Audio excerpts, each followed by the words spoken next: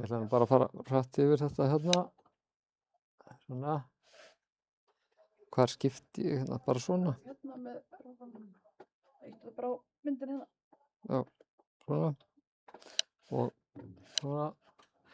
Já, þetta bara dæmiverkefni sem að við höfum verið að ræða að séu mikilvæg og þurfi að vinna að. Sumt nú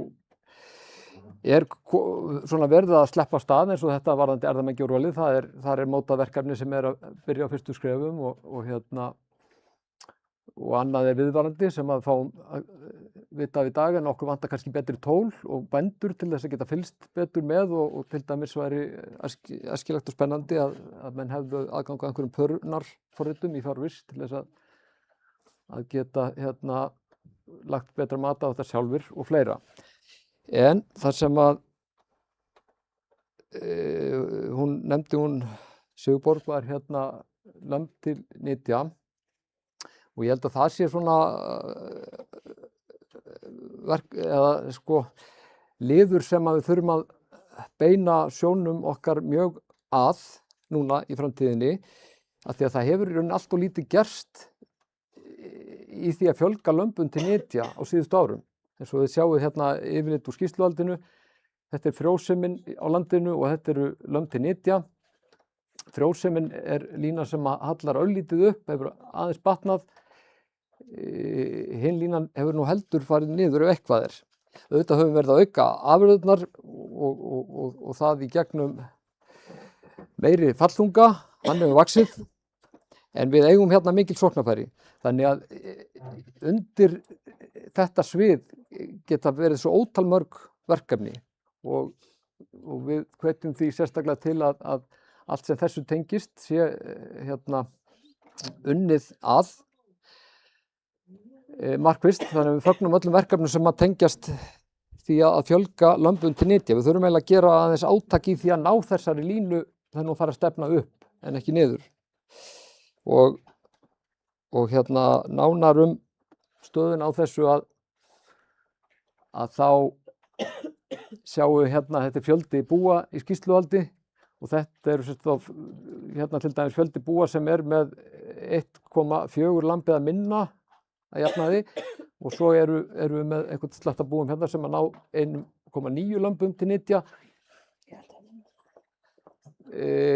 Það er rosaleg breidd í þessu og það er alveg fullt af búum sem eiga gríðarleg sóknarfæri í að bæta þennan þátt, að auka lömb til nytja. En það er hægt að gera svo miklu betur og hægt að ná svo miklum tekju auka með því að bæta þennan þátt. Þannig að þetta teljum við mjög mikilvægt að fókusera betur á.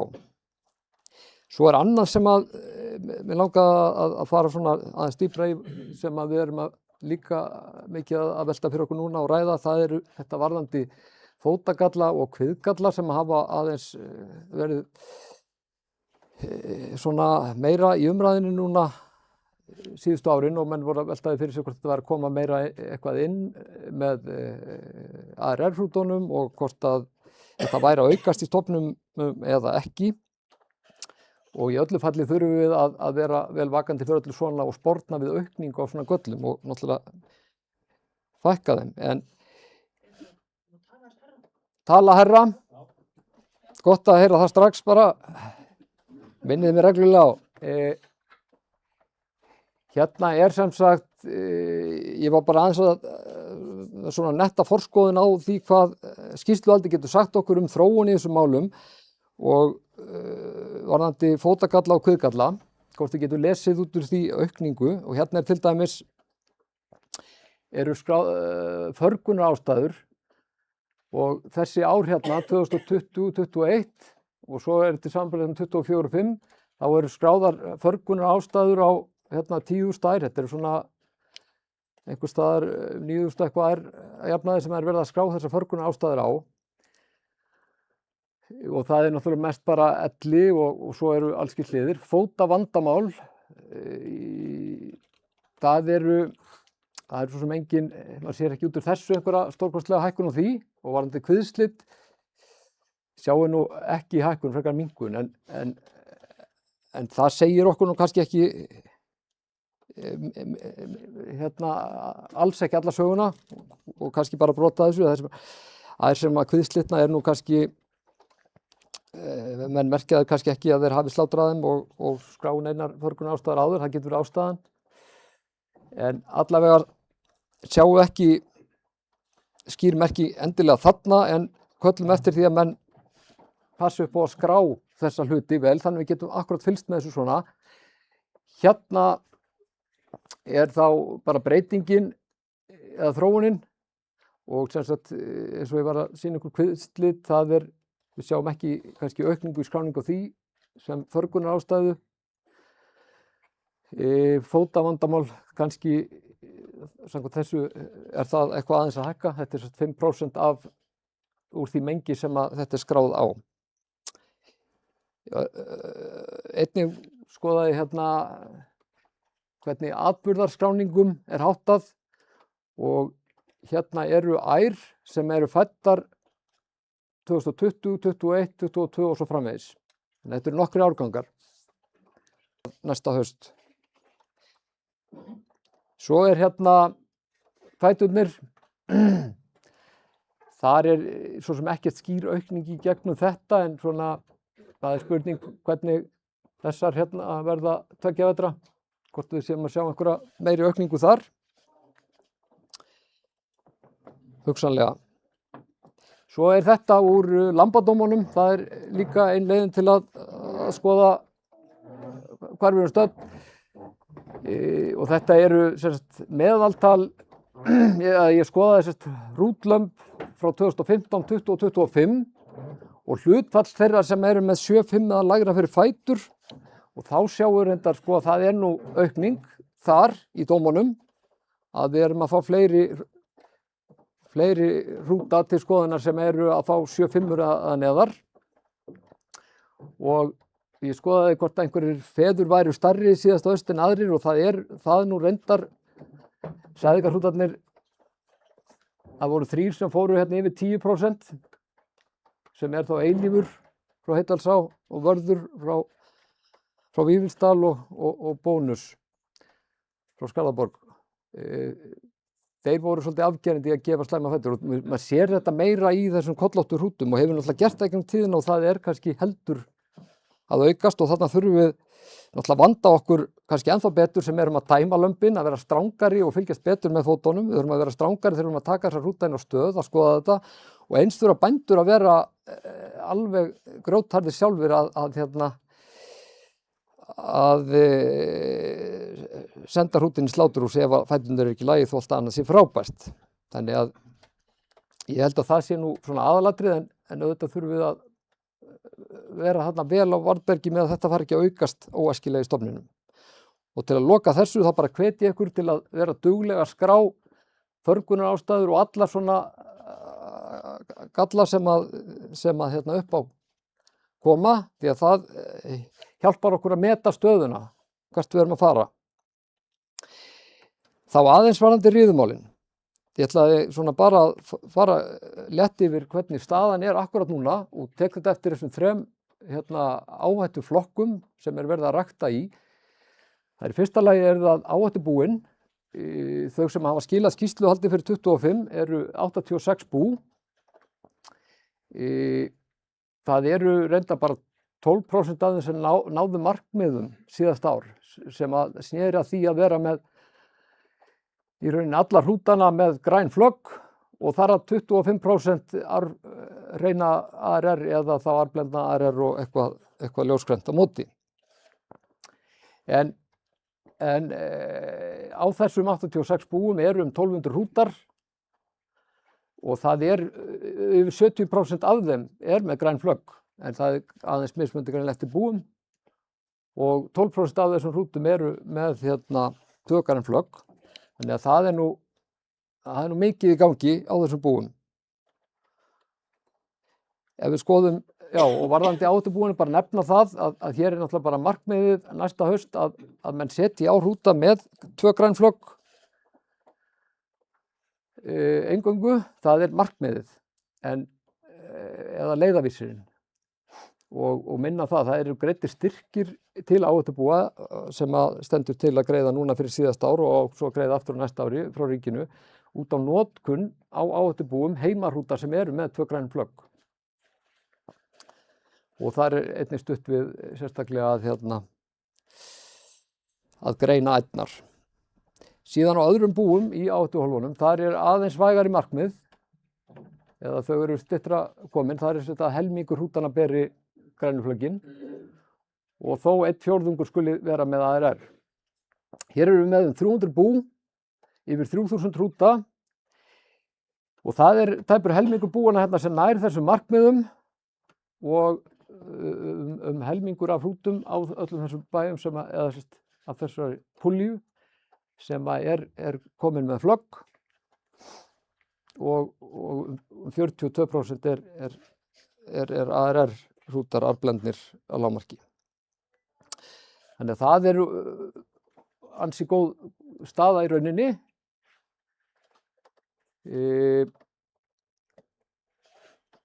Og ekki hægt að segja annað en það sé bara mjög ánægilegt að sjá að það nærri helmingur af búunum sem nær þessu markmiði sem var sett upp í landsáætluninni. Svo það bú sem eru sem sagt utan áhættuhólfanna sem kallast núna bú án hafta.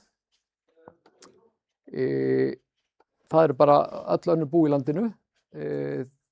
Þar sérst markmiðið var sett svona í landsáætluninni fyrir 25 að helmingur hrútar skuli bera grænuflöggin. Í rauninni bara sama markmið og fyrir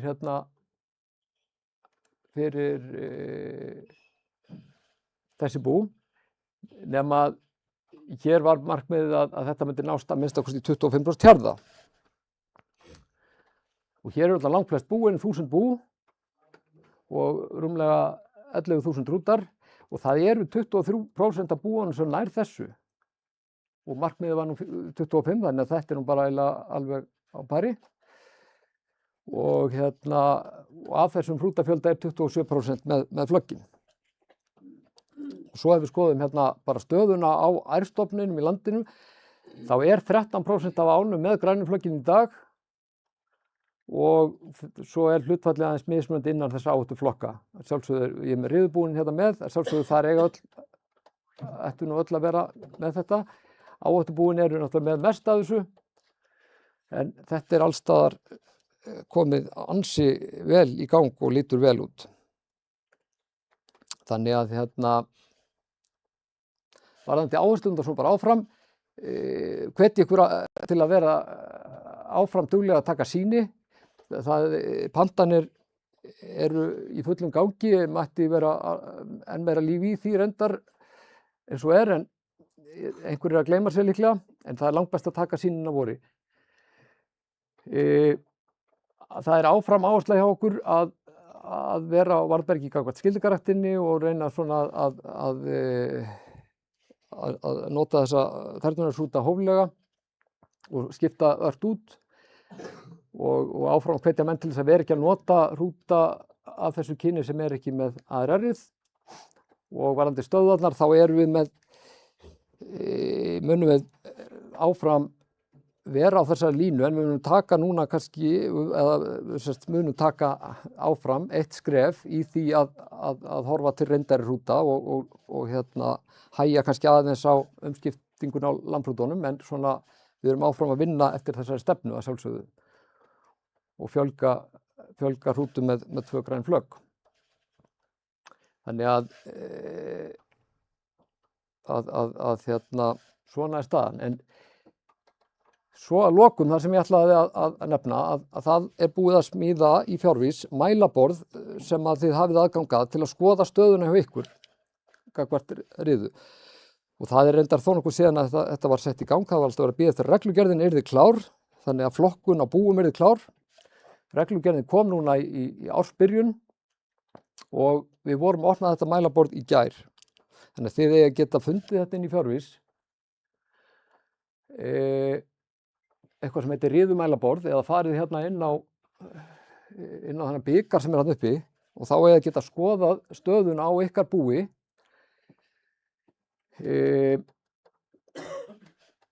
þar sem að þið fáið markmiðin fyrir ykkar flokk. Þið eru hérna skilgreint í hvaða flokki þið eruð og upplýsingar búið, flýtileiðir hérna í eitthvað annað og svo er þetta ægilega fínt bikarakerfi hérna ef að menn standast markmiðin.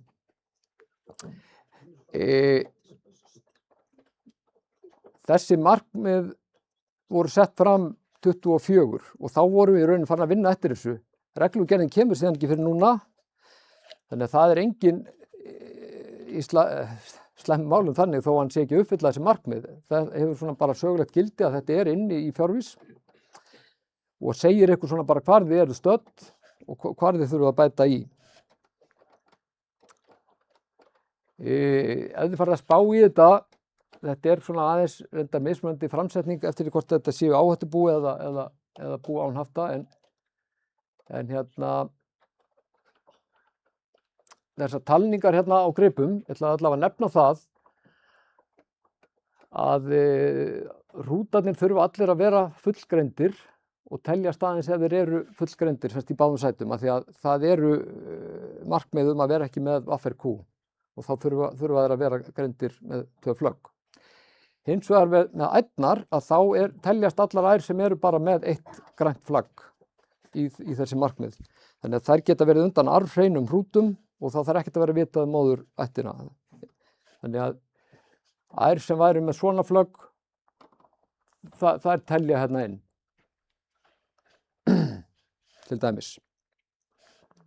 Þannig að þetta á að hjálpa okkur svona að vera puttan á púlsinum, hvar við erum stödd og hvert við erum að fara og þegar maður fer nú að skoða þetta þá sér maður nú að á sumum búum hefur nú eitthvað glemst að taka til í hrútastofninum. Það eru alveg ævafornir hrútar skráður á lífi og þeir eru náttúrulega geta verið alveg rauðflaggaðir eða næst náttúrulega ekkert flaggaðir. Þannig að þið skulle endilega taka til í því svo þeir séu ekki að rugla þetta. En þessi markmið eru vistuð, verða alltaf vistuð áramót, þannig að það verður ekkert hægt að breyta þeim eftir á fyrir hvert ár. Það er bara að vera klár fyrir það næsta. Og svo eru hérna svona skífuritt sem að telja þetta saman, hvernig rútar og ær á búinu eru samsettar. Þannig þetta er svona leiðarvísir og gaman að þetta sé loksins komið í loftið og ég hvet ykkur bara til að skoða þetta. Og hérna, og svo bara að við séum áfram samtaka inn á þessum markmiðum sem hefur gengið alveg frábærlega. Ég veit ekki, já, er ég ekki löngu komin í tímann? Ég var alltaf að leita að þér hérna. Ég settist fyrir fram. Já, ég nefnilega sagði ekki. En ég segi bara takk í bili. Takk fyrir þetta.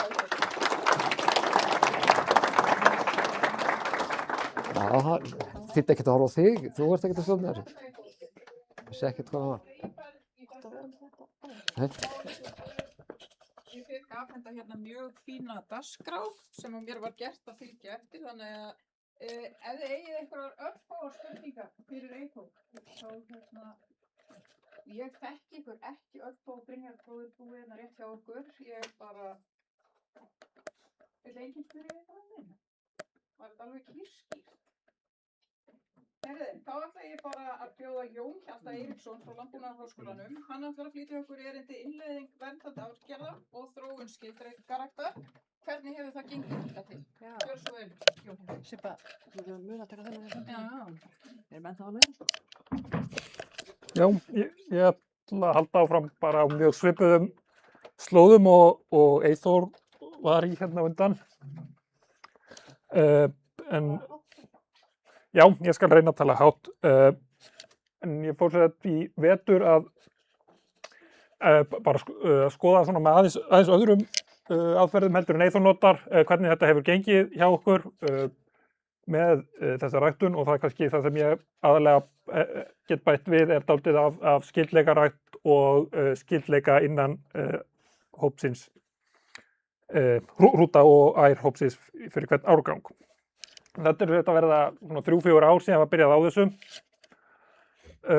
að innleiða þessar verndandi arfgerðir fyrst og fremst með þessum við köllum ARR samsætu eða ég notar þetta meira R171 hérna til þess að vera með samræmi við hinnar.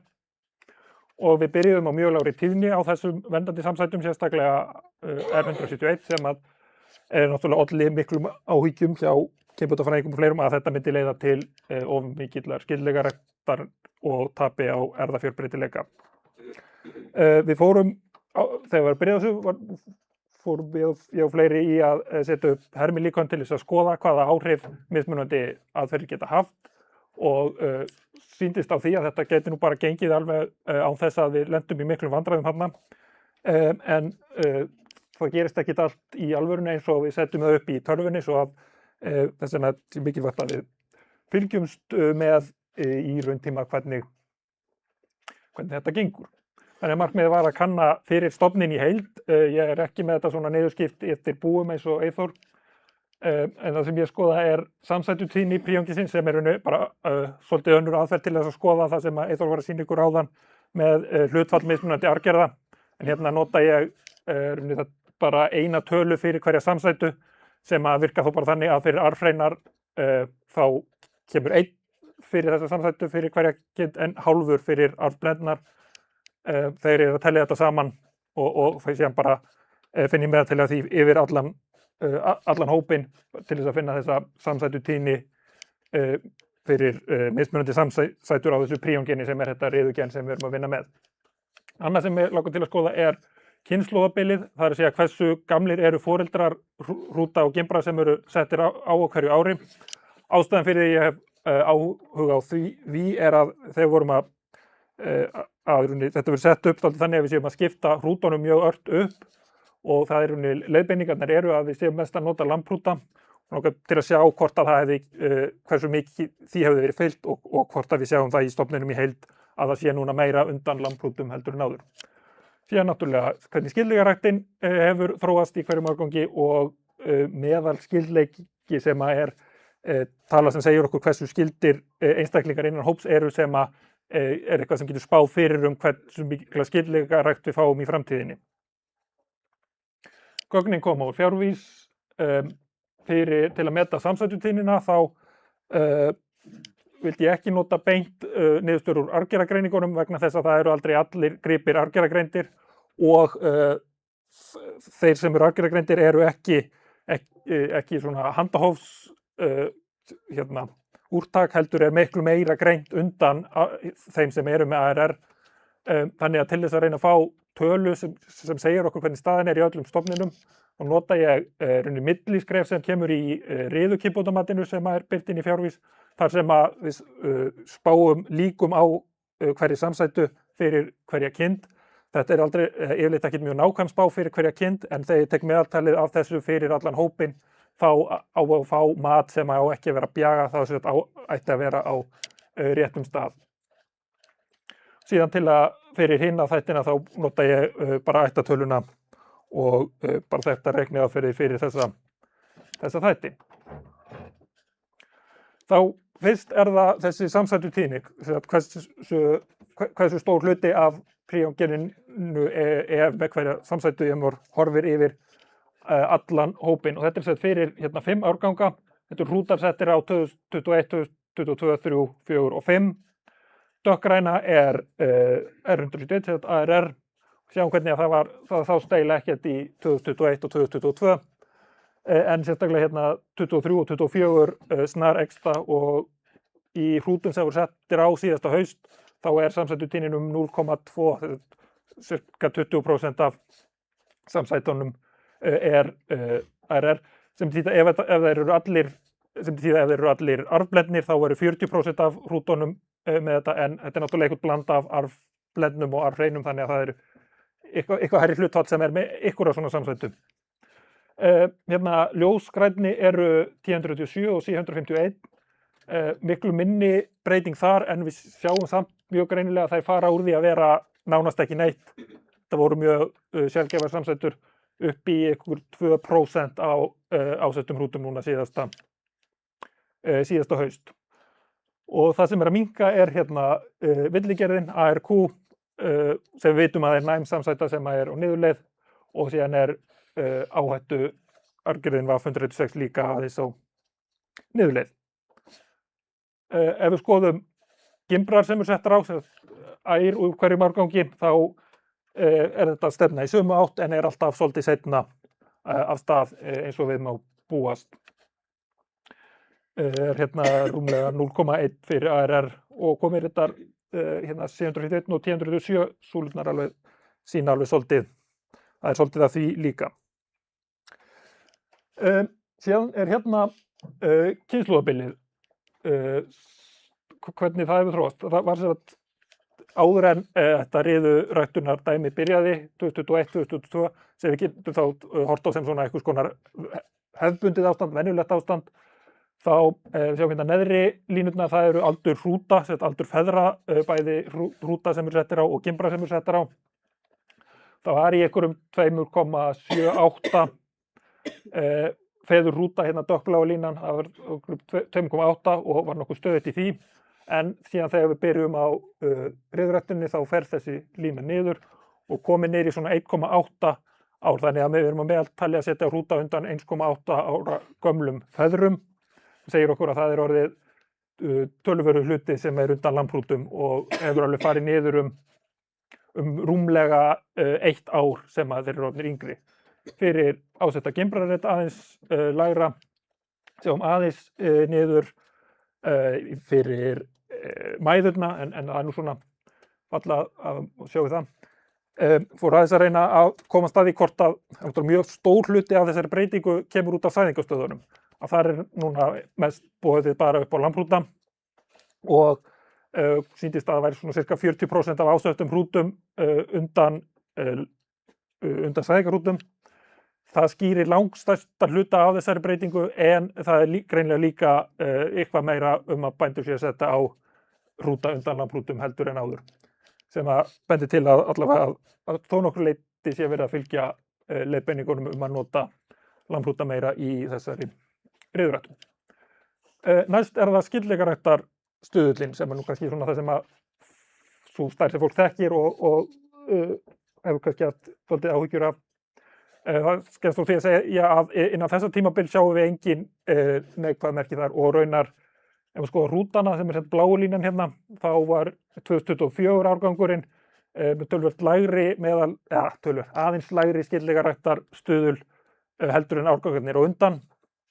Ástæðan fyrir þessu er að þarna er að koma inn árgangum með mjög mikið af rútum sem eru í aðra ættina af þernuneskynni og í hina ættina af sérstaklega sem er hindfé af einhverju hindufé sem er mjög lítið skylt þernuneskynnu.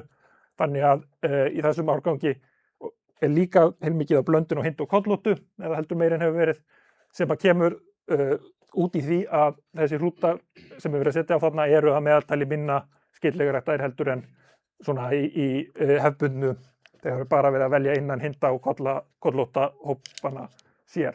Það aðeins upp aftur 2025 en ekki upp í það sem það var hérna fyrir. Þannig að þarna erum við ekki að sjá neitt sem að vekkur áhyggjur enda kannski ekki komin sá tími sem að við ættum að fara að vænta þess að komi skyldleikaræktarökun og fyrir ærnar er voðalega lítið að frétta. En þá er það hitt sem er hægt að reikna sem að er meiri spá fyrir framtíðina sem er ef við skoðum hvern hóp, hvern árgang, hversu skyldir eru gripirnir sem eru settir á annars vegar þá þeir hrútar sem eru settir á hvert ár eða þeir gimbrar sem eru settar á hvert ár. Hrútarnir eru hérna bláa línan, sjáum að fyrir þennan 2024 árgang þá eru þeir að meðaltali heldur meira skyldir, hópurinn sem settur á var meira skyldur heldur en svona jafnaði árinu undan sem að er þá væntanlega út í þarna verið að setja mjög mikið á út af þernunesrútunum, Gimsteini og Gullmóla. Þannig að þessi hópur er meðaltali skyldari en strax árið eftir hefur þetta farið tilbaka. Þessi aukning gæti þá átt að leiða til skyldleikaræktar í framtíðinni en hún er frekar lítil og er farin heldur niður aftur 2025 þannig að þetta er svo sem ekki eitthvað til að hafa miklar áhyggjur af heldur þó þetta sé svona heldur í þessa átt. Þessu sambandi er náttúrulega mjög áhugavert að skoða hversu stór hlutdeild í hverjum árgangi er undan þessum helstu upphafs ARR hrútum sem hafa haft mest áhrif. Hérna er þetta áhrif erfðahlutdeild, hversu stór hluti af genum í árgangunum 2024, 2025 er út af gimsteini eða gullmóla. Í þessum 2024 árgangi hrútaárgangunum eru þeir komnir í 5% hvor gimsteinn og gullmóli, minna í gimbrunum, en strax 2025 hefur þessi tala farið dálítið niður aftur og svona til þess að setja þessar tölur aðeins í samhengi þá eru hérna þeir tveir hrútar sem eru með hæst erfðaframlag af öllum svona að jafnaði. Þeir sem sagt 2024 hrútunum eru gimsteinn og gullmóli með hæst framlag af öllum heldur hægri heldur en lækur og strammi, en 2025 eru lækur og strammi aftur orðnir hæstir. Þessar tölur hérna, erfðahlutdeildartölur eru lægri hérna heldur en hefur oft verið kynntar áður. Það er út af því að ég er hérna með allan stofni bæði hinda og kollótta saman. Yfirleitt hefur þetta verið skoðað aðskilið og þá eru innan hindastofnsins eru lækur og strammi töluvert hærri heldur en kemur hérna fram. En þess að strax núna, þess að sett á síðasta haust eru þeir ekki orðnir áhrifamestu hrútarnir lengur. Þannig að út frá þessu þykist ég sjá að þessi innleiðing fer nokkuð hratt af stað og greinilega meira sett á undan landhrútunum þó ykkur leyti inn á búanum en aðallega í gegnum sæðingarnar. Ég segi ekki merki alvarlega aukning á skyldleikarækt eða skyldleika. Þannig að þær mótvægisaðgerðir með því að skipta hraðar úr hrútum og svo framvegis virðast hafa dugað til þess að koma í veg fyrir að við komum í ykkur vandræði þar. Og kannski heldur skilaboðin úr þessu er að áhyggjur af skyldleikarækt er ekki afsökun sem að getur notað til þess að vera eitthvað að fara hægt í þessa innleiðingu á verndandi aðgerðum. Já, það er ekki, sú ástæða er ekki eitthvað sem við getum notað þar ef fólk er eitthvað tregt í þessu. Þannig að það er greinilega svigrúm til þess að ganga jafnvel hraðar til verks og víðar heldur en hefur verið gert. Og Eyþór fór nú aðeins yfir áðan náttúrulega út frá þessum niðurstöðum og höfum búin að vera að skoða hvernig á að gera með hrútavalið og það sem hefur verið gert hefur greinilega verið að virka, þannig að kannski ekki hætta því alveg strax, en það má greinilega fljótlega fara að slaka á því að vera alltaf bara með landhrúta og fara að nota meira afsröðina hrúta. Þannig að ég er bara nokkuð slakur yfir þessu þætti í þessu, þannig að ég hafi ekki meira það að segja. Takk.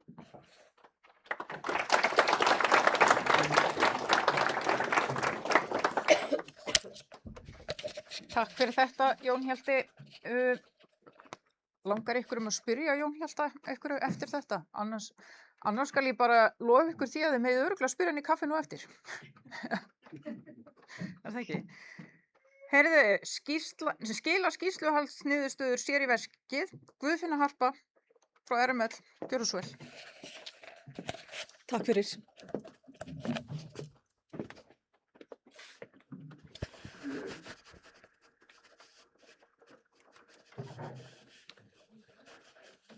Sæl verið öll.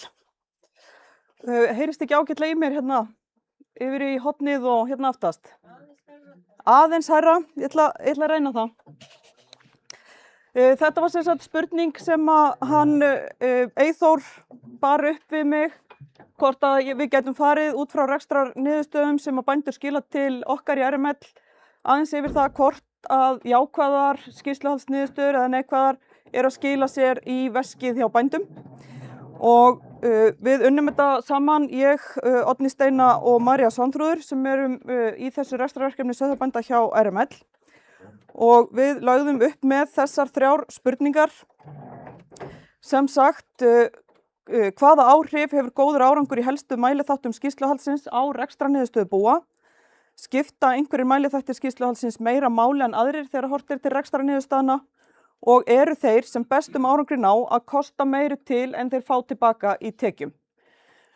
Og þessi gögn sem eru undir eru sem sagt gögn sem að bændur skila til okkar í þetta rekstrarverkefni og þetta eru gögn frá rúmlega 200 búum fyrir þessi rekstrarár 2022, 2023 og 2024 sem við erum að vinna með hérna í þessari skoðun. Þetta eru samtals 619 mismunandi mælingar og rekstrarniðurstöður bornar saman við skýrsluhaldsniðurstöður sömu búa sömu ár. Og þar sem ég er sem sagt að sýna hérna eftir svona aðhvarf að þar erum við með öll þessi gögn undir, en þar sem ég er með beinar krónutölur þar erum við að horfa á árið 2024.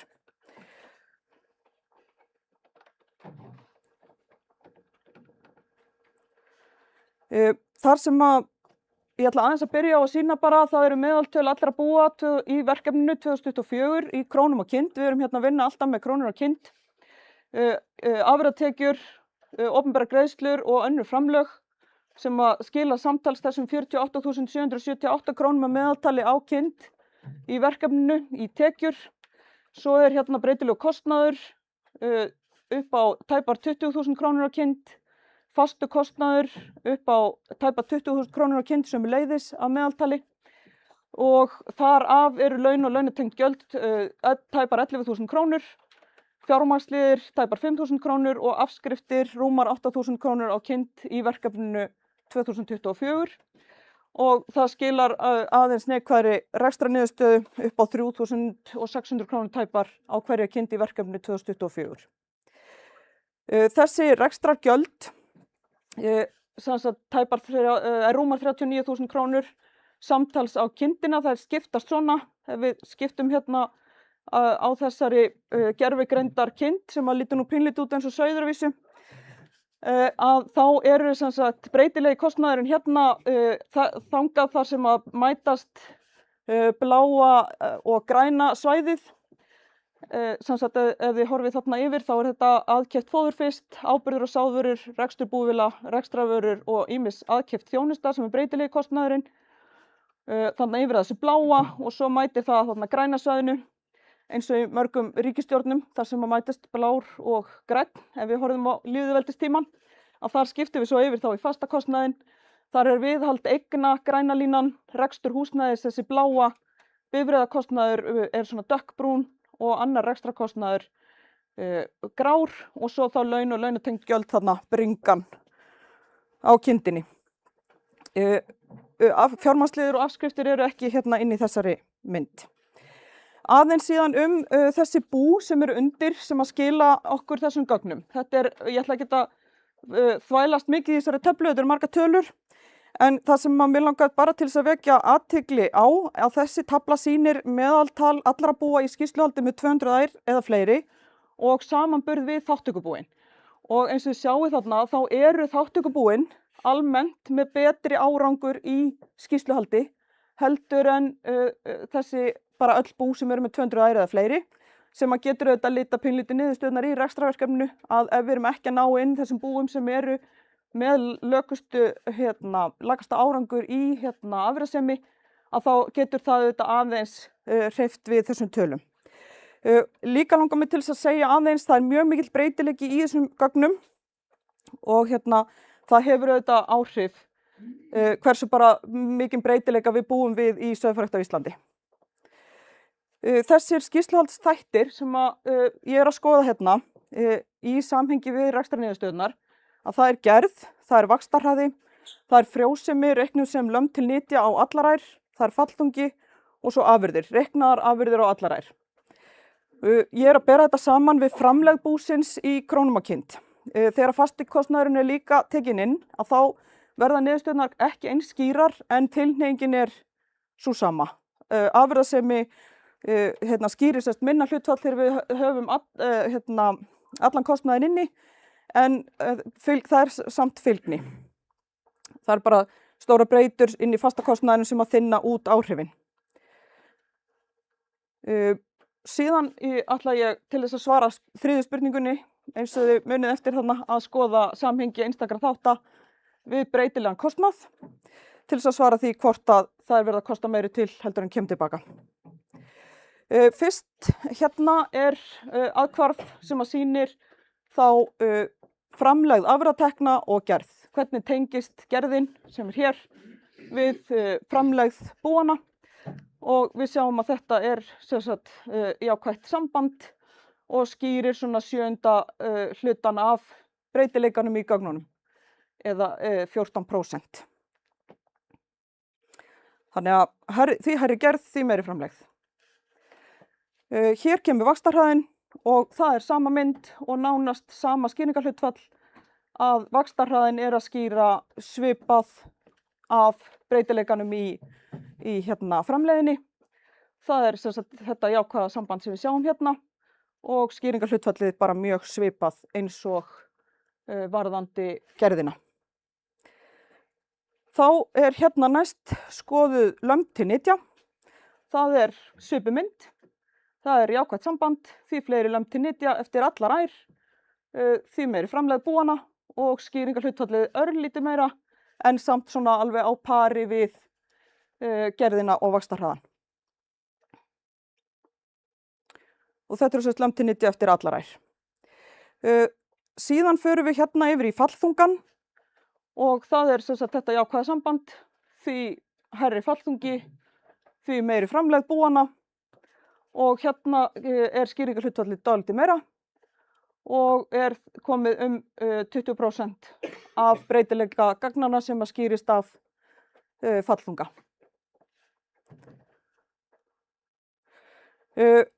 Að lokum ég hérna með afurðir allra áa og þar kemur þetta þá saman fallþungi og lömb til nytja og hérna hækkar skýringarhlutfallið, það hátt skýringarhlutfall á báðum þessum eiginleikum og hækkar hér enn meira þegar við leggjum þessa eiginleika saman og þarna þá meira en fjórðungur af breytileika búanna hvað varðar framlegð skýrist af því hversu miklar reiknaðar afurðir allar ær að skila.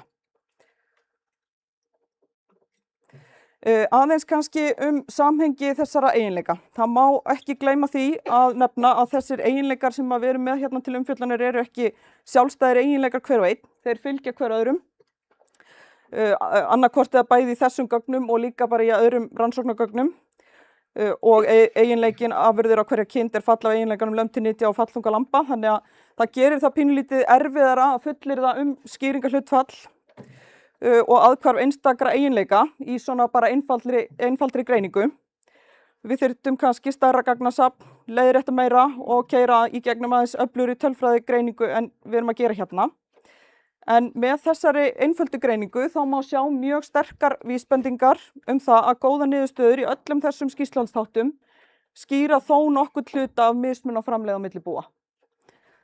En þá eftir að svara síðustu spurningunni, eru þeir sem bestum árangri að ná að kosta til meiru heldur en kemur tilbaka í tekjum.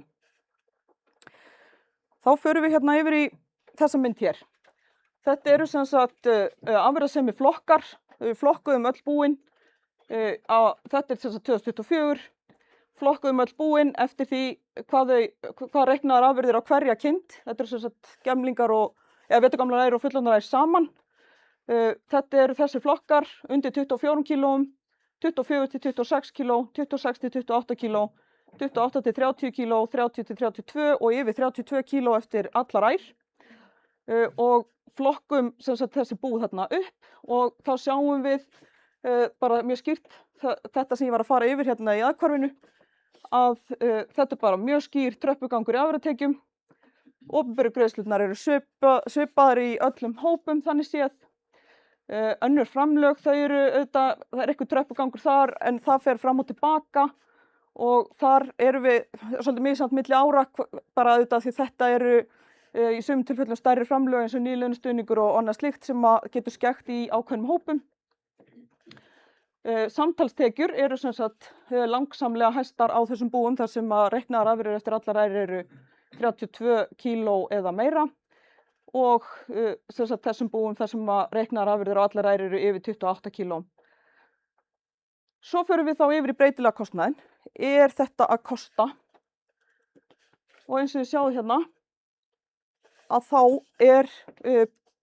breytilegi kostnaðurinn mjög svipaður á öllum flokkum búa og meira að segja þarna smá tilhneiging til þess að segja lægri breytilegu kostnaður á afurða hæstu búunum. Það vísu flakkar líka á milli ára aðeins að það er ekki alveg í öllum árum svoleiðis.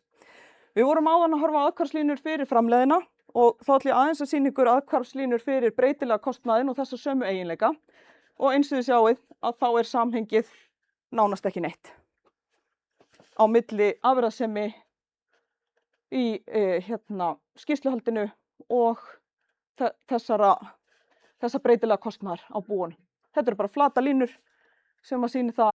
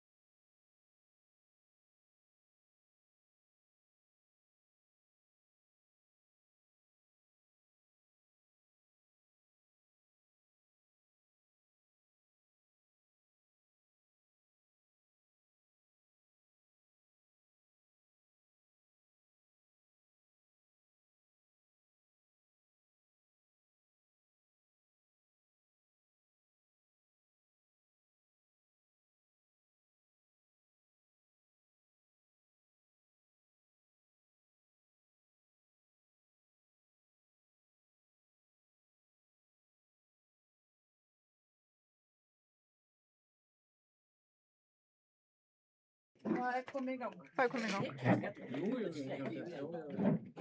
Jæja, eru þá ekki bara flestir að verða komnir inn aftur? Ætlum við að halda áfram. Næstur á dagskrá er Logi Sigurðsson í Steinahlíð, en Logi ætlar að flytja erindi áhrif tímalengdar kjaddfóðurgjafar á vöxt og afurðir lambgimbra. Gjörðu svo vel, Logi.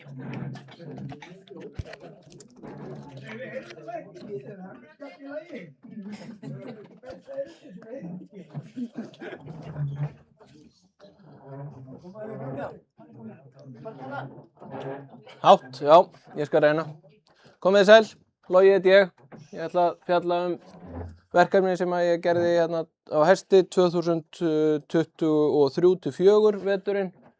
Þar sem að ég var að skoða áhrif tímalengda kjaddfóðurgjafar á vöxt og þroska gemlinga.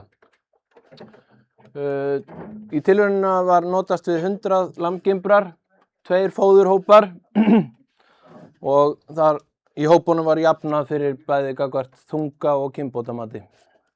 Meðalþungi gripa í hópunum í upphafi var 43 kíló í október 2023. Markmið þessara rannsóknar var að kanna hvort nýting lambgimbra á kjarnfóðuri væri mismunandi eftir því hversu lengi þeim væri gefið, þó að heildarkjarnfóðurmagnið væri hið sama. Aðeins rannsóknina til þess að leggja mat á hvort munur væri á þessum aðferðum við gjöf á kjarnfóðuri var þungi lambgimbranna mældur á það bil mánaðar fresti yfir veturinn og holdastig metið samhliða því.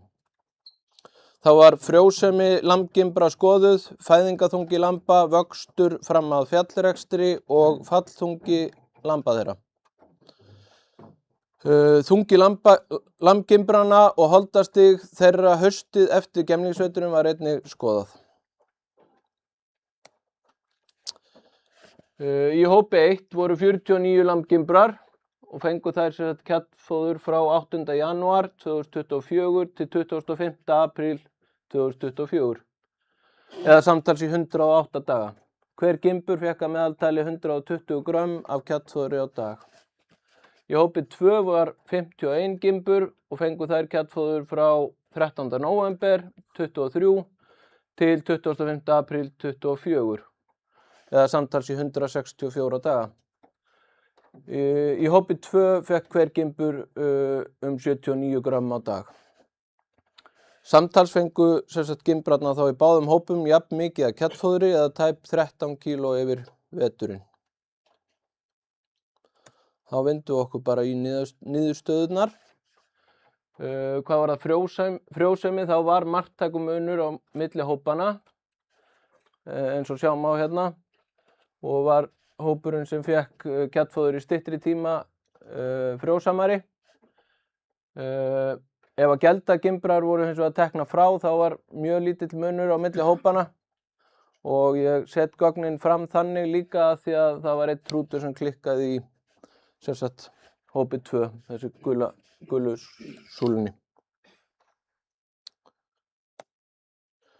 Hvað var að þunga?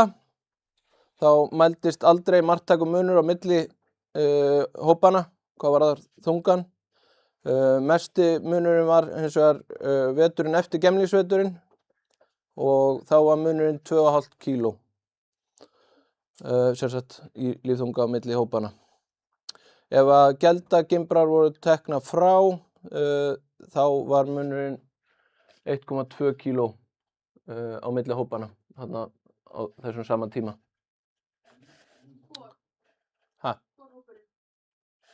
Já, hópur 2 sem fekk kjaddfóður yfir lengri tíma var þyngri sem þessu nemur. Hvað var holdastig? Þá var marktækur, frá mars 24 var marktækumunur á milli hópana og var hópurinn sem fekk kjaddfóður yfir lengri tíma marktækt betri. Í mars 24 þá er mestur munurinn og það sem nemur 0,2 í holdastig. Ef að geldu gimbrarnar eru teknar frá í þessum tölum líka, voru sem sagt gimbrarnar í hópi 2 alltaf í betri holdum, en munurinn var hins vegar ekki marktækur þegar þær voru teknar frá. Hérna erum við svo komin í fæðingarþunga lamba undan gemlingunum. Það var sem sagt marktækur munur á milli fæddra tvílembinga milli hópana og voru sem sagt tvílembingar undan gemlingu sem fengu kjötfóður allan veturinn, talsvert þyngri eða 340 grömmum þyngri heldur en þeirra sem fengu yfir skemmri tíma.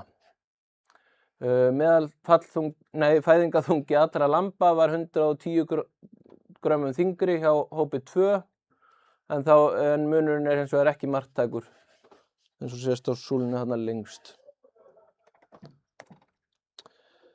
Þá skoðum við hérna vöxt fram að fjallrekstri, sem sagt frá fæðingu og fram að fjallrekstri, og lömb sem gengu undir gemlingum úr hópi 2 voru að vaxa 14 grömmum meira á dag, en munurinn hins vegar ekki marktækur. Þau voru að vaxa þarna 283 grömm á móti 269 grömmum. Já, ég skoðaði þarna bara lömb sem gengu sem sagt ein undir.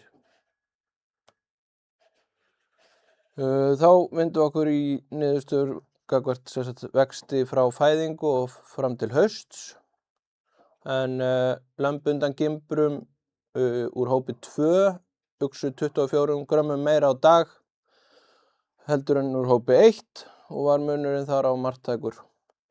Voru að vaxa 246 grömm á dag á móti 222 í hópi 1. Þá vindum okkur í fallþunga lambana undan gemlingunum. Munurinn þar nam 900 grömmum og voru lömbin undan þeim gemlingum sem fengu kjötfóður yfir lengra tímabil hærri eða þyngri. Munurinn hins vegar var ekki marktækur. Munur á fallþunga hrúta var nánast sá sami milli hópana, en talsverður munur var á fallþunga gimbra milli hópana, eða 2,2 kíló, og munurinn þar á var marktækur. Niðurstöður þessarar tilraunar gefa vísbendingu að kjötfóðurgjöf í minna magni yfir lengra tímabil hafi jákvæðari áhrif á gimbrar og afurð þeirra heldur en kjötfóðurgjöf í meira magni yfir styttra tímabil. Ekki fékkst marktækur munur á öllum þáttum sem skoðaðir voru, en tilhneigingin var oftar eins og þið sáuð á þann veg að betra væri að gefa gimbrum kjartfóður yfir lengra tímabil heldur en styttra. Svo enda ég hérna bara svona á smá hugmyndum áframhald á þessu verkefni, en það væri gaman að endurtaka þetta og gera þetta í nokkur ár til þess að bæta og stækka náttúrulega gagnasafnið bara og sjá náttúrulega hvort að sömu niðurstöður fengjust milli ára. Einnig væri áhugavert að fylgja gripunum eftir lengra inn í æviskeiðið og sjá hvort að þetta hefði langvarandi áhrif á gripina, svo sem er tilliti til þroska, afurða og endingar. Já, fleira var það ekki hjá mér.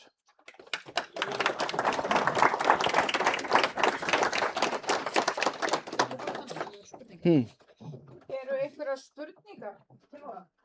Jú, það vantar svona kuppi.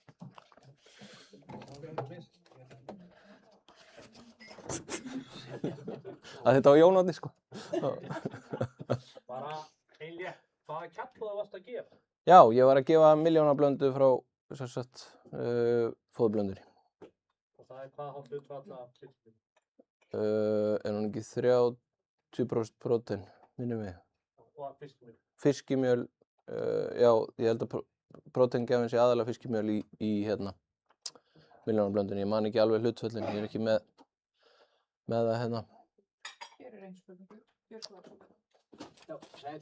Sigurðarni, þakka þér fyrir þetta.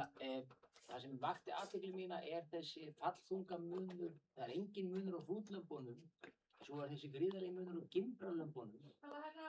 Það engin munur á hrútlömbunum í fallþunga, en það þessi 2,2 kíló munur á gimbralömbunum og það sem ég að velta fyrir mér, þetta sko tilviljun eða eitthvað í kjarnfróður gjöf sem ætti að hafa meiri áhrif á kvenkynsdýrin heldur en karlkynsdýrin? Já, þetta stór spurning, kannski erfitt að svara, en ég myndi svona frekar hallast að því að þetta veri nú eitthvað tilviljun, sko, að þetta lendi svona. Þetta náttúrulega kannski ekkit rosalega mörg lömb á bakvið gagnasafnið, skilurðu. Það svona væri náttúrulega þyrfti að gera þetta yfir svolítið lengra tímabil eða sett fleiri ár til þess að stækka gagnasafnið og ná þannig að, þú veist, sjá hvort að þetta væri trendið áfram, sko, myndi ég segja, því þetta bara 1 ár og þetta svona afmarkað. Það önnur spurning hérna, ef við látum hann ganga og kasta þessu. Sölvi, Ragnar heiti ég. Mig langar að spyrja þig með gróffóðurgjöfur og útvegið heyið. Hvaða hey varst að gefa og sem sagt á hvaða tímabili? Fórstu í grófara yfir miðveturinn eins og gerum rullarnæður og annað? Gróffóðurinn á móti, hver var hún? Já, þær fengu sem sagt bara áborna há allan veturinn. Og já, þannig að þær voru á sama fóðurinn alltaf báðir hópar auðvitað og fengu bara hérna, já eins og ég segi áborna há allan veturinn. Einhverjar fleiri spurningar? Ef ekki þá bara langar mig að þakka Loga kærlega fyrir. Takk.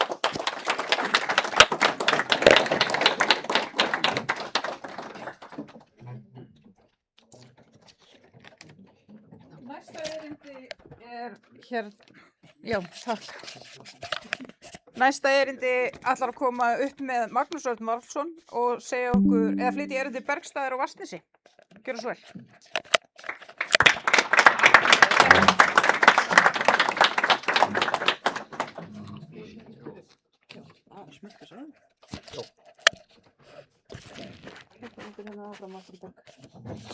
Hvað segirðu?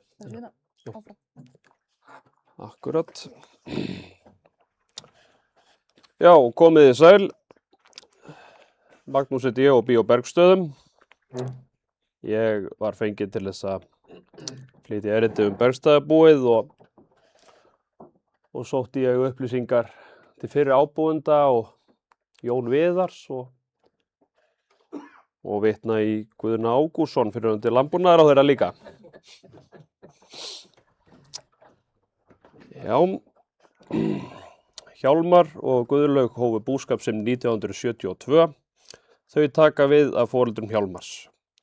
Fyrsti hrútur sem mótaði ræktun stofnsins var Hlutur 76 módel. Hann var rígvænn, sterkbyggður, bakbreiður og velgerður hrútur sem líka gaf litla fitu. Hjálmar sagði mér að hann hefði vigtað hann 130 kíló á besta aldri. Ekki eru margir hrútar sem ná því í dag. Þetta var öflugur hrútur til framræktunar og undan honum kom svo föðubetrungurinn Kuldi 79. Sá hrútur erfði eiginleika föður síns og gott betur hvað varðar mjólkurlandi dætra.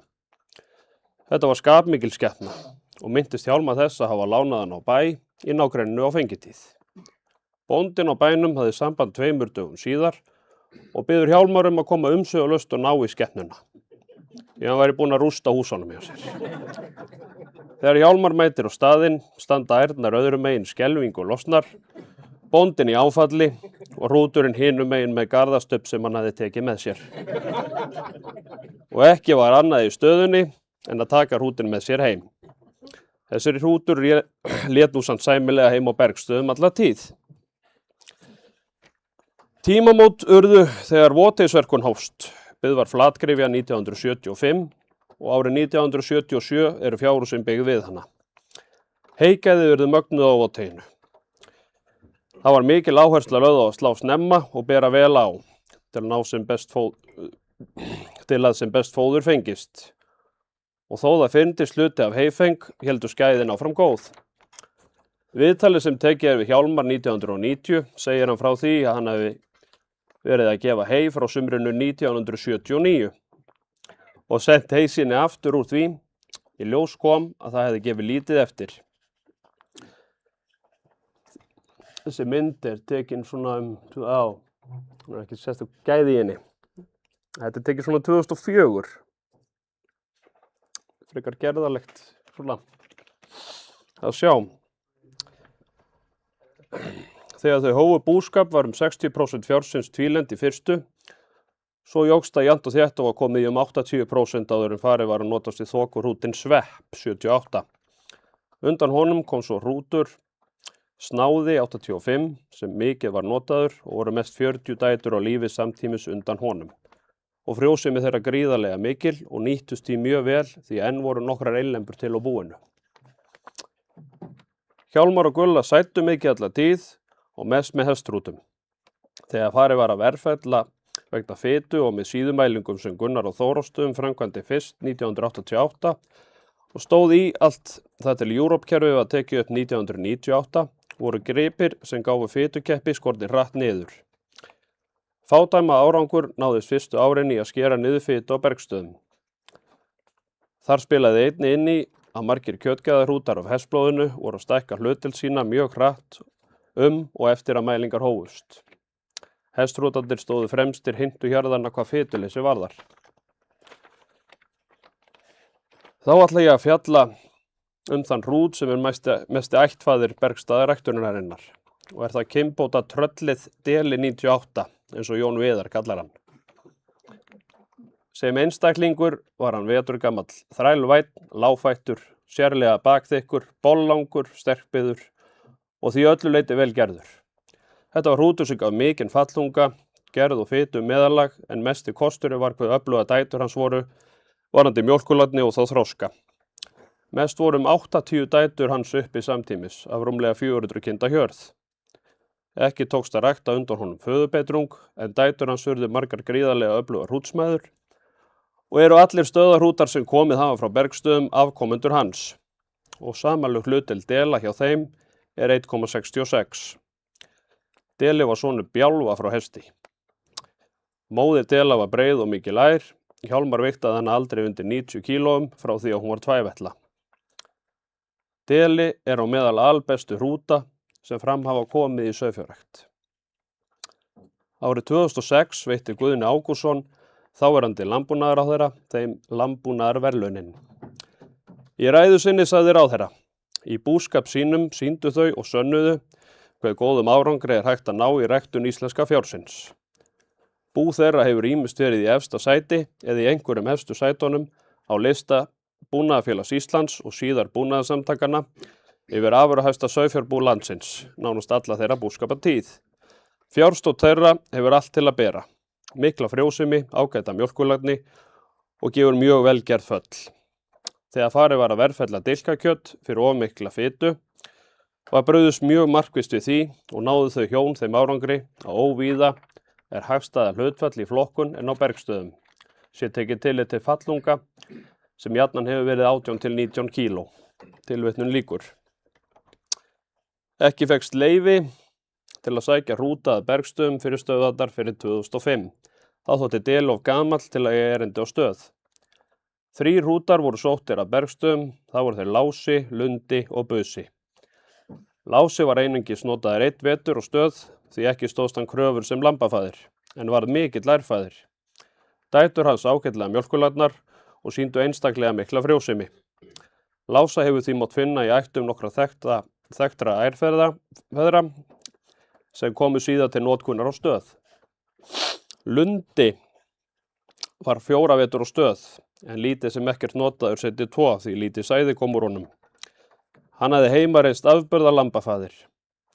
Hann átti eftir að sýna sig sem góður ærfæðir, enda fékk hann verðlaun sem besti alhliða hrúturinn 2009. Busi var 3 vetur á stöð. Hann hafði sennilega öllu minnst áhrif þeirra 3. Gotti kemur á stöð 2008 og var notaður 2 vetur og skilaði prýðilega.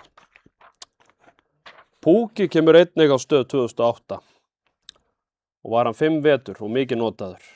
Afkvæmi hans voru fitulítil og mjög vel gerð. Allra mesta athygli vöktu þó gimbrarnar fyrir fádæma mikinn þroska. Þessi óvanalegi þroski gimbrana var ekki síður áberandi síðari hluta vetrar. Dætur hans reyndust meðalag með mjólkurlagni en frjósemi þeirra var verulega góð. Laufi var fenginn á stöð 2010 en notaðist þar aðeins 1 vetur vegna þess að hann drapst afvelta. Hann var undan Púka og Lása dóttur sem var gríðarlega frjósum. Lömbin undan honum voru almennt rík og væn en fituleysi var mikið. Sem ærfæður var Laufi gríðarlega sterkur hvað varðar mjólkurlagni og sérstaklega frjósemi. Undan Laufa kom einn öflugasti hrútur þessarar aldar, Runni 11014 á Urriðá. Gaur kom á stöð 2012. Hann var notaður 2 vetur. Hann gaf ágæti sláturlömb og litla fitu. Hann reyndi svo sterkur ærfæði hvað mjólkurlagni varðar. Hann var felldur vegna gruns burðarerleika dætra. Ekki var vart við þann galla heima á Bergstöðum og hvergi heyrt frá öðrum bændum það. Ég held í fram að þessi burðarerleikar hafi því erfst frá mæðrum þeirra sem í þessu lentu.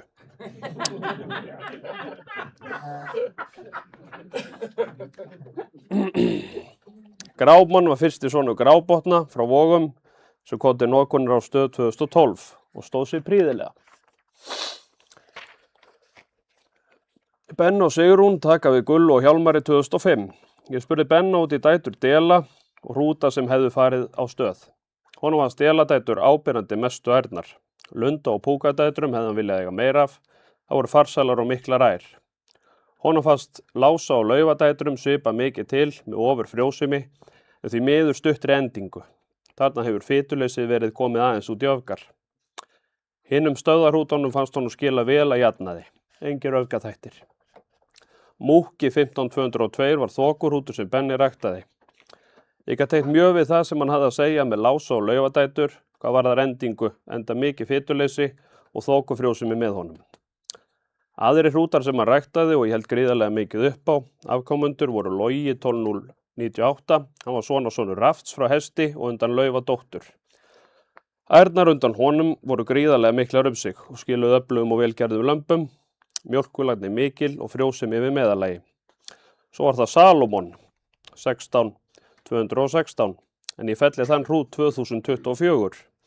Hann var undan Drífanda frá Hesti og var líklega föðurbetrungur. Hann var alltaf yfir meðaltali gerð sláturlamba og dætur hans meðaltali mjólk og frjósamar mjög. Svo það hrútur sem ég held mest upp á og hans afkomendur enn í dag. Það er Nökkvi 18099 undan Salomon og Logadóttur. Hann var svo hrútur sem hafði allt. Dæturnar farsalar.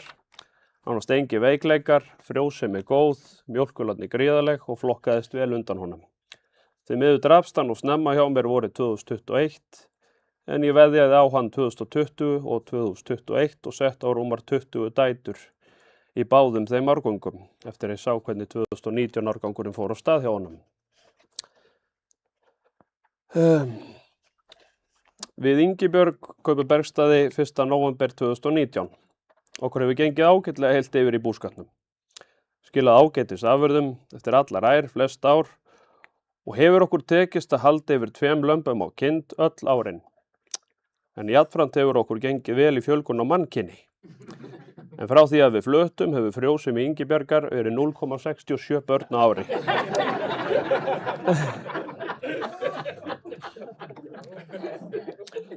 Skynsamlegasta sem við höfum gert í búskapnum var að taka fjárhúsin í gegn 2021.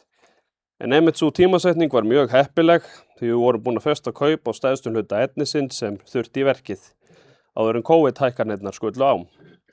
Þetta var oftar en ekki mjög skemmtileg vinna og fengum við mikla hjálp frá fjölskyldu og vinum við framkvæmdirnar. Það var lítið annað sem komst að þetta sumar en framkvæmdirnar og heyskapur. Það jók ekki hraðan á verkinu að ég hafði frekar takmarkaða reynslu á smíðum en allt hafðist þetta. Við skiptum öllu út úr 3 og 4 bilum því nokkrum árum áður hafði verið skipt allt í einu þeirra. Vinnuaðstaðan er gríðarlega skemmtileg eftir breytingarnar. Allt fjárrag gengur frekar smurt og hægt að vinna öll verk á 80 cm gangi sem liggur endilangt í miðjum húsunum. Þannig ekki þarf mikið að draga innandyra. Svo lausagangur á lömum endilangt meðfram veggnum upp á hringreksturinn. Já, það er ekkert hljóð. Þessi. Já.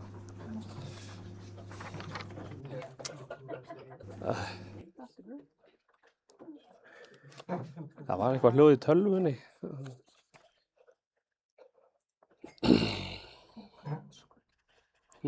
Já. Já, ekki bara fínt. Ha, Já. já, Var þetta búið að spilast? ég veit það ekki. Já. Það kemur bara ekkert hljóð en já, það er breytir einhver. Hann allavega gargar eitthvað djöfulinn og rolluna og lemur þær. Við búum með rúm 600 fjár í dag og stefnum á enn meiri fjölgun. Ræktunarmarkmiðin í okkur er að halda frjósemi við 2, mikilli mjólkurlagni og enda með enga heimaganga, sem stundum gengur upp. Þegar við veljum ásetningin á haustin er fyrst farið eftir vikt og svo ættum, flöggum og sköpulagi seinum haustið. Grípið þá í herðar, bak, þukla læri og horfi eftir þroska, breidd og lengd. Við höfum ekki látið stiga gimbrar áður en okkur langar að pröfa það í haust, þá aðalega til að sjá stöðuna á ómvöðanum og sjá í hvaða ættum þykkt og lögun liggur. Og mætast það bara hér. Já, Þetta er læsingin. þetta er sem sagt gangurinn sem er með veggnum. Alveg yfirdröfi. Það getur hún náttúrulega ekki farið. Jú, jú. Ég held að þetta sé bara Já, þetta er bara... fínasta útfærsla. Þannig að ég er með sem sagt gang út hringinn og hringreksturinn og er það aldrei, já, aldrei neitt fast í fjárhaginu. Jó, ég þakka bara fyrir mig.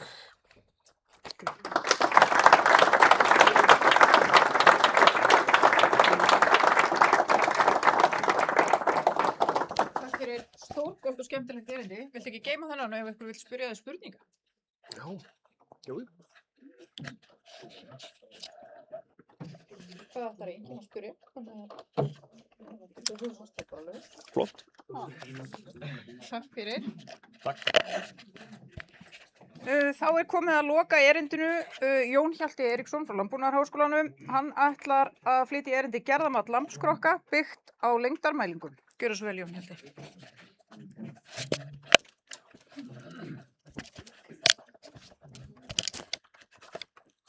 Takk fyrir það. Gaman að fá að tala yfir ykkur aftur hérna. Já, ég ætla að tala um verkefni sem að ég hef komið að með frekar mörgum öðrum sem snýst að prófa nýja aðferð við gerðarmatið að fordæmi Normanna með því að byggja gerðarflokkunina á mælingu á skrokkunum og útreikningum út frá því frekar heldur en að það sé huglægt kjötmatsmanns. En ásamt mér er Eyþór Einarsson eiginlega verkefnisstjóri í þessu, stjórnar okkur hinnum. Mælingarnar eru gerðar bæði hjá KS og SS. Mati sem sér hluta af verkefninu, eða Óli Þór aðalega, sem sér úrbeiningar á skrokkum og Ingvar yfirkjötsmaður hefur líka komið að þessu með okkur. Og verkefnið er styrkt af þróunarsjóðunum, sjóði sauðfjárræktarinnar. Ástæðan fyrir að fara í þetta að það er náttúrulega mjög gott að það sé samræmt kjötmat, samræmt á milli búa, samræmt á milli sláturhúsa og oft hefur verið tilfinning manna að á það hafi skort. Norðmenn eru farnir að byggja sitt gerðarmat bæði á nautgripum og sauðkindaskrokkum á formúlu sem er reiknað út frá mælingu á lengd skrokksins og þyngd og fituflokki og er með þar tilgerða græju til þess að mæla lengdina frá haglajónni og niður á okkur punkt á herðunum. Það mæla lengdina af skrokknum og út frá því reiknað er út þennan flokk. Augljós kostur við aðferð sem er eitthvað svona eins og þessi að það er miklu minni hætta á misræmi vegna mannlegra þátta í þessu og auðvelt að runni passa að það sé stalað á milli sláturhúsa, á milli búa, milli kjötmannsmanna. Út af því þetta byggir þá orðið minna á mannlegum þáttum sem að geta alltaf gert mistök. En þá er kannski aðal spurningin hvort að þetta samræmda mat sem kemur út úr þessu er að meta eitthvað sem að við höfum áhuga á að vita, hvort að þetta er þá gerðaneinkunninn sem við fáum út úr þessu er að meta það sama og kjötmannsmaðurinn gerði er að raun að segja okkur eitthvað virði skrokkana með svipum hætti og gerðarmatið hefur gert hingað til því að það hefur verið mjög mikilvægur þáttur bæði í verðlagningu og sérstaklega í ræktunarstarfinu síðan að Europe-matið var tekið upp fyrir aldarfjórðungi eða svo. Þetta verkefni í rauninni skiptist eiginlega sem við erum að vinna í núna skiptist eiginlega í 3 hluta. Sagði að fyrra frá rauninni minna verkefni þar sem við vorum aðeins að byrja að skoða þetta. Það sem að skrokkarnir voru bara mældir handvirt en núna er búið að prófa að fá svona búnað frá Norðmönnunum sem var notaður bæði hjá SS og KSA og svolítið af lambskrokkum núna síðasta haust. En það sem við gerðum og sást þegar þetta var gert með þessum græjum þá kom sjálfkrafa einhver gerðaflokkur byggt á sömu reikniformúlum og Norðmennirnir notuðu.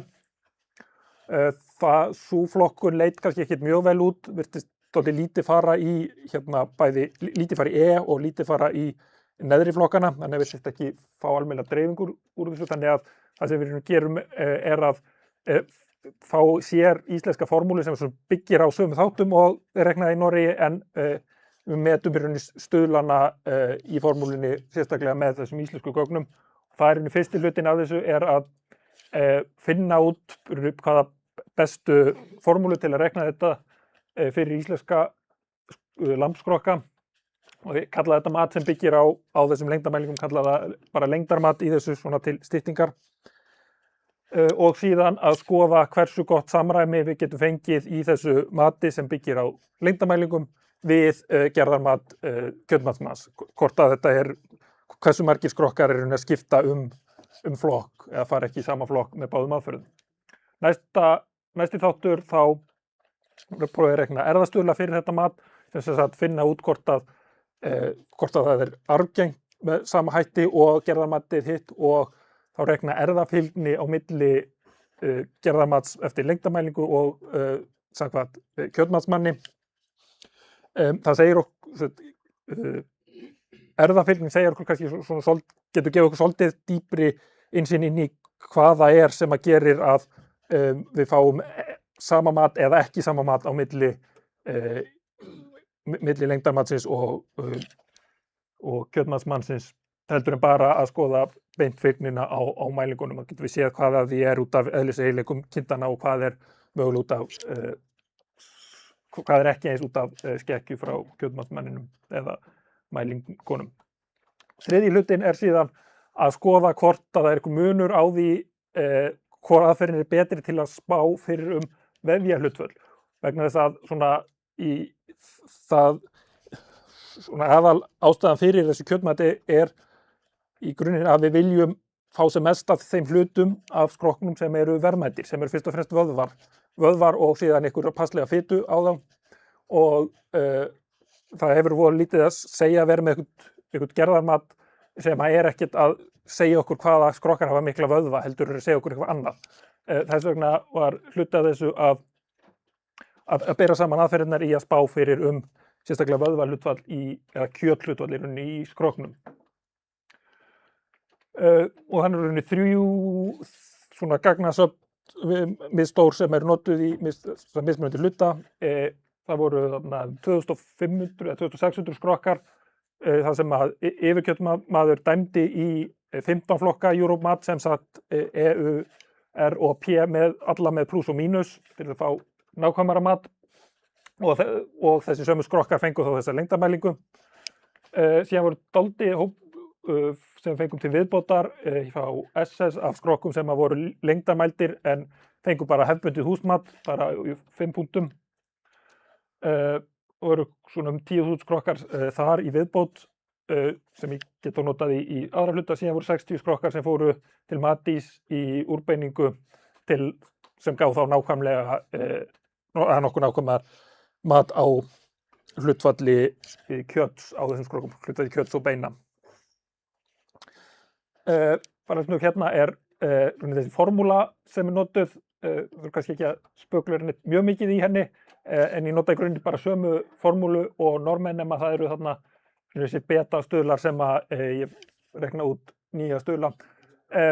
Þegar Norðmennir voru að kynna þetta talaði mjög mikið þennan K-stuðul sem þeir segja sé mikið galdraverkfæri í þessu og en þeir hafa fundið út að með því að rekna út stærð sem fallþungin deilt með lengdin á skrokknum í þriðaveldi, það stærð sem mjög mikið tengd því hvernig skrokkurinn í laginu, þar leiðandi mjög tengdur gerðinni, og það sá hluti sem hefur mest áhrif í þessu formúlu, þó við séum líka tökum lengdina beint inn og fituflokkin og eitt og annað þarna inn, en það rauninni mikilvægasti þátturinn þarna inni. En þarna í þessum fyrsta hluta þá var ég þetta með gagnasafnið sem við vorum með yfirkjötmatið á, tók 85% af því safni til þess að meta stuðlun í formúlunni, til þess að búa til formúlu til þess að spá fyrir gerðarflokkin með íslensku gögnunum, og það líka sem kom út þá var sem sagt svoleiðis að 1,15 stig gerðareinkunn komu fyrir hvert stig af þessum K-stuðli á svona eiginleikinni formúlu, og skýringarhlutfallið þessi formúla gat skýrt 70% af breytileikanum í gerðarflokkun. En það sem mér finnst svona gefa betra mat á því hversu gott þetta að taka þessi 15% af gögnunum sem ég notaði ekki til þess að þjálfa formúluna og skoða hversu vel mér gengur með formúlunni að spá fyrir hvaða gerðarflokk þau lömb færu bara út frá lengd, fallþunga og fitu samkvæmt formúlunni. Kannski þú tala hérna af þessum sem eiga að segja til hversu gott þetta sem við horfum mest á þessi neðsta, sem segir að 73% fara í sama Europe-flokk, sem sagt í yfirflokkunum 5 með báðum aðferðunum. En ef við horfum á alla 15 flokkana með pluss og mínus, þá það bara 32% sem að fara í nákvæmlega sama flokk. Fylgnin á milli 0,84, svona nokkur atriði sem reyna að meta hvort það eitthvað mikil munur á dreifingunni. Það lítur svona ágætlega út, svipað meðaltal, svipað staðarfrávik aðeins hærra á kjötmatsmanninum, en ekkert mjög mikil munur. Og þetta sýnir í hvaða flokka þetta fer, kemur þarna aðeins munur, en það dálítið mikið af honum út af því að yfirkjötmatið setur svolítið meira, kjötmatsmaðurinn setur svolítið meira í R og U heldur en í mínus og pluss flokkana, sem að formúlan gerir ekki, heldur setur þetta meira svona næst svona stærðfræðilega réttri dreifingu þannig. Hérna þetta bara til að sýna þetta myndrænt, það hérna lóðrétt erum við með gerðarflokkuna samkvæmt kjötmatsmanni, en síðan spána hérna á hinum ásnum spáin gefur henni nákvæma tölu hérna, en síðan eru hérna þessar punktalínur sem hvar maður skiptir á milli flokkana. Þetta miðað við 15 flokka, og það sem svona einhvern veginn blágrænt það sem hittir á sama flokk. Það þá svona skálína hérna, síðan eru einstaka skrokkar sem að hoppa upp í 3 stig sem þá heill flokkur, en þetta raðast samt nokkuð vel á þessa línu út af því að þetta fer oftast í sama flokk. Ég prófaði líka að nota þessa sömu formúlu til að spá fyrir fyrir stærra hóp, það sem var bara með 5 punkta mat. Dreifingi kemur þarna, það var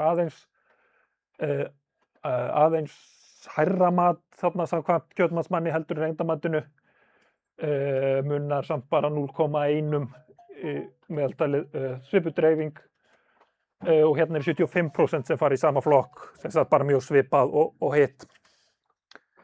Síðan skoði ég nú þetta aðeins meira í þessu, en fékk yfirleitt alltaf þetta sama, að þetta eru rúmlega 70%, 70-75% sem fer í sama flokk með báðum aðferðum og ekki neitt til að hafa áhyggjur af sem ég sé út úr dreifingunni á þessu. Þá með erfðastuðlamatið endaði með 10.000 skrokka sem ég gat notað þar dattaldið út af því að þetta var náttúrulega bara frá þeim búum sem að sendu til slátrunar þessa daga og það mismunandi hversu vel gekk að tengja við ætterni eftir í hversu gott skýrsluhaldið er á búunum eða og svona hinn á þessu aðeins rugl með bæjarnúmer og hitt og þetta. Frá 91 búi og út frá þessu þá fann ég ættina aftur sem endaði þá með 100.000 kindur í ættskráni. En hérna eru sett niðurstöðurnar úr erfðastuðlamatinu. Rauðu tölurnar eru þá fyrir þetta nýja lengdarmat. Gríðarlega hátt argengi, eiginlega 0,72 á því mati. Það er líka fæði þarna út með húsmatinu, bara kjötmatsmannsmati, töluvert hátt argengi 0,53 sem er svona með því hæsta sem við höfum fengið. Það hefur verið metið dálítið oft og yfirleitt svona heldur lægra. Það er aðeins fyrirvara á hvað þetta eru háar tölur að getur gert með svona mörg bú, það sem er ekki endilega mjög góðar ætternistengingar á millibúa að maður ofmeti argengið aðeins en þó að þetta sé svolítið eitthvað ofmeti þá er þetta samt töluvert hátt.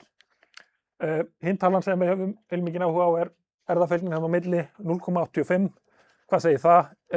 Það er töluvert hátt. Ef það væri yfir 0,9 hefði ég fullyrt að þetta væri nokkuð veginn alveg sami eiginleikin sem við vorum að skoða. Það er ykkur aðeins munur þarna á en þetta er samt mjög nálægt í að vera að meta sama líffræðilega eiginleikan en ekki alveg. Prófaði svona til gamans að í staðinn fyrir að setja lengdarmatið þarna inn að setja bara lengdina eins og hún var mæld, prófa það bara sem eiginleika. Það er líka eiginleiki sem er mjög hátt argengi eins og er algengt með eiginleika sem eru svona mælingar á einhverju sérstaklega lengd beina út af því að það er eitthvað sem er mjög mikið erfðatengt. Eins ef við setjum þennan K-stuðul þarna inn og erfðafylgni húsmati mjög svipuð. Eitt sem að ég tók eftir í þessum útreikningum er að leiðrétti í þessu fyrir fallþunga að lengdarmatið er meira tengt fallþunganum heldur en mat kjötmatsmannsins. Þannig að það er svona nærði að það séu alltaf bara þyngri skrokkar sem fara í hærri flokk. Það er ekki alveg svoleiðis en það er samt hærri stuðul þarna sem segir að það er meiri tenging á milli fallþunga og gerðar heldur en hjá kjötmatsmanninum. Sem er kannski ekki frábært. Hvað var þar úrbeiningarnar sem er nú kannski svona mörguleiti áhugaverðustu niðurstöðuna, þá eru við ekki komið með alla niðurstöðu þar. Óli held ég bara núna síðustu daga að keppast við að klára það. Við fengum, við Eyþór voru búin að skoða svolítið það sem var komið með 50 af 60 skrokkum cirka og það sem við vorum búin að skoða það sýnir að bæði gerðarmatið og lengdarmatið er töluvert mikið tengt kjöthlutfallinu í skrokkunum og það var ekki neitt, maður sá ekki áberandi neitt munur á því annað væri betra en hitt. En þegar allt voru komið þá förum við væntanlega heldur betri svona nákvæmari greining á því en það er allavega ekki að fara að gefa okkur einhverja niðurstöðum að lengdarmatið sé ónótæft eða að það sé miklu betra en hitt í þessu. Þannig að samantekið er þetta svona 73-75% sem fær í sama flokk. Svipuð dreifing, frekar há erfðafylgni en samt ekki alveg og ágætt argengi, lengdarmatið, meira tengt fallþunga. Ef að ég á að reyna að svara einhverju af eða á hvort að þetta sé gott eða ekki þá er kannski svona því miður ekki neitt mjög skýra niðurstöður en það er þó sagt það að það er ekkert sem bendir til þess að þetta sé eitthvað mikið verra heldur en kjötmatsmannsmatið en þetta er þó allavega alltaf auðveldara að halda þessu stöðluðu á milli húsa en það heldur ekkert sem bendir til þess að maður fá eitthvað betri niðurstöðu eða það að segja niðurstöðu sem myndi nýtast okkur eitthvað endilega mikið betur í í kynbótastarfinu þó það sé hærra argengi þá er það ekki, þegar við erum með eiginleika sem er með hátt argengi þá er þetta ekki neitt sem við erum að fara að græða neitt voðalega mikið á þar. Takk.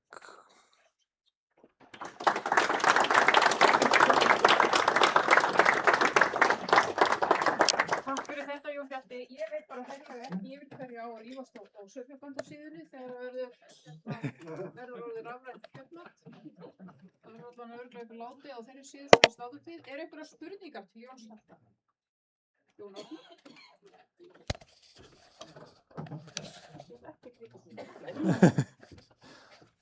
Já, ég er semst Jón Árni. Bara það er svona tvennt sem ég velti fyrir mér að því ég horfði á þetta þó nokkuð í haust með þeim Eyþóri og Ingvari. Pröfaðirðu að breyta lengdarmælinguna því nú er þetta þessi mannlegi þáttur hvar við stillum hérna laser sko. Þú veist, er skekkja ef maður pröfar 1 cm 2 og 3, þú veist, hefur það ákveðin áhrif skilur það því að nú er línan á að vera einhverstað cirka sem að herðar mæta hálsi sko. Þetta er svona aðeins mismunandi punktur og þegar hraðinn orðið mikið þá veit ég að það þarf að drífa sig að þessu. Og svo var það annað að sem er svo sem ekki svona kannski alveg kýrskilt en það er þetta sko með þetta 73-75% í sama Euroflokk. Ingvar getur leiðrétt mig ef að ég er að bulla en ég held að ef það er 20% villa á kjötmati hjá kjötmannsmanni þá þykir það alvarlegt frávik. 8 af hverjum 40 cirka. Var allan að því ég lærði það fyrst, ég kannski ekki komið að breyta þeim þáttum. En bara svona sko, svona til umhugsunar sko, en ég er mest spenntur að vita með hvað maður stillir laserinn niður í hvort að það hafi verið skoðað, hvort að það hafi áhrif ég segjum bara 3 cm eða eitthvað. Já, það er náttúrulega, ég hef ekki skoðað neitt sérstaklega, en það veit ekki alveg sko hvernig, auðvitað verður á ónákvæmara ef að það er ekki staðlað á hvaða punkti það er. Sko aðeins í gögnunum í fyrra, því þá vorum við ekki alveg,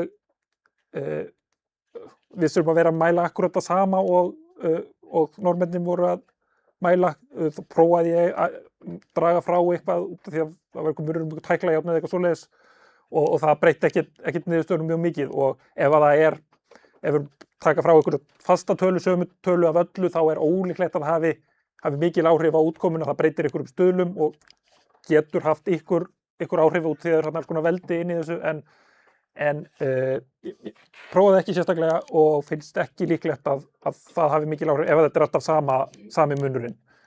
Já, en þú getur það verið bara milli húsa, skilurðu? Já, ef það væri svoleiðis munur á milli húsa þá myndi það náttúrulega bara leiða til þess að það yrði munur á milli húsa.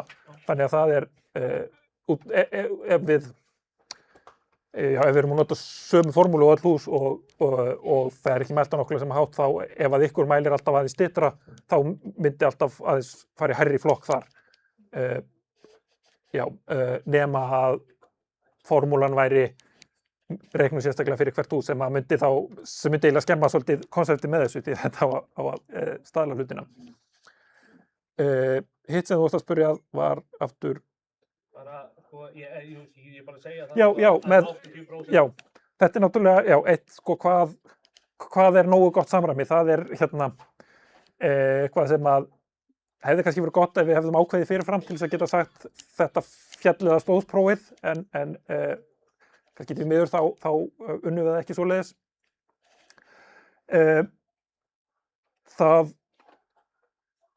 Ég veit ekki, í ykkur verkefni var talað Eyþór nefnt að þegar hann var að skoða með rauninu fullkomnara rafrænna kjötmat að þá var með við 80%.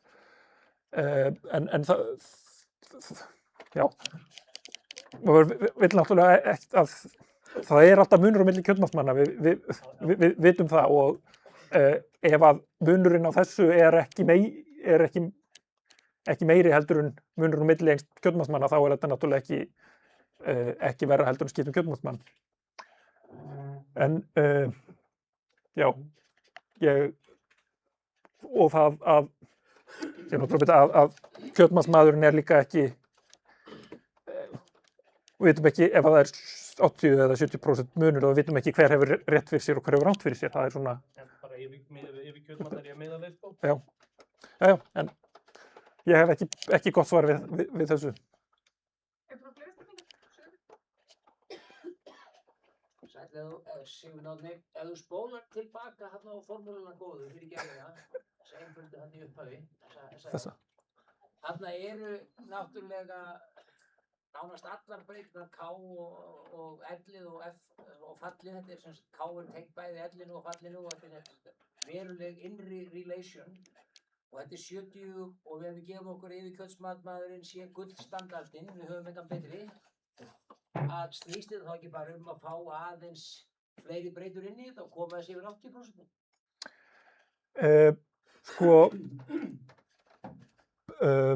Ég fyrra prófaði nokkrar útgáfur af þessu af formúlunni og náði aldrei hærra heldur en með þessari formúlu sem er sú sem að Norðmennirnir nota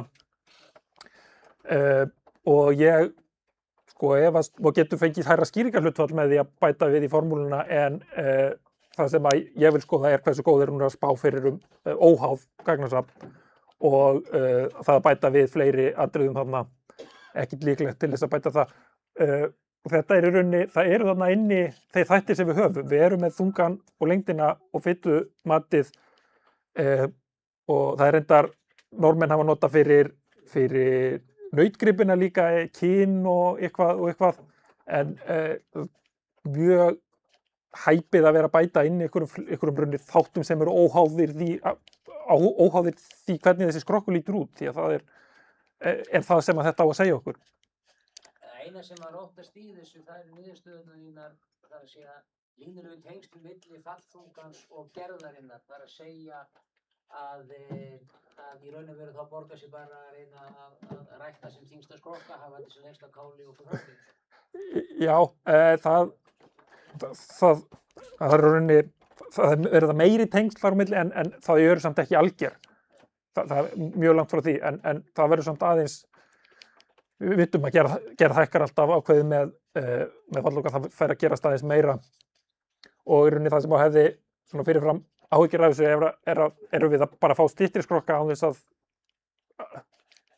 að það sé endilega eitthvað betur gerðir skrokkar út af því þetta byggir bara á þyngd og lengd en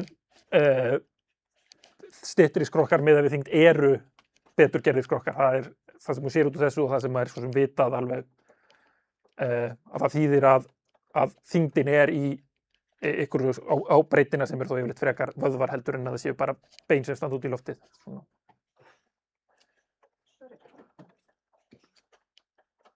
Já, takk fyrir þetta.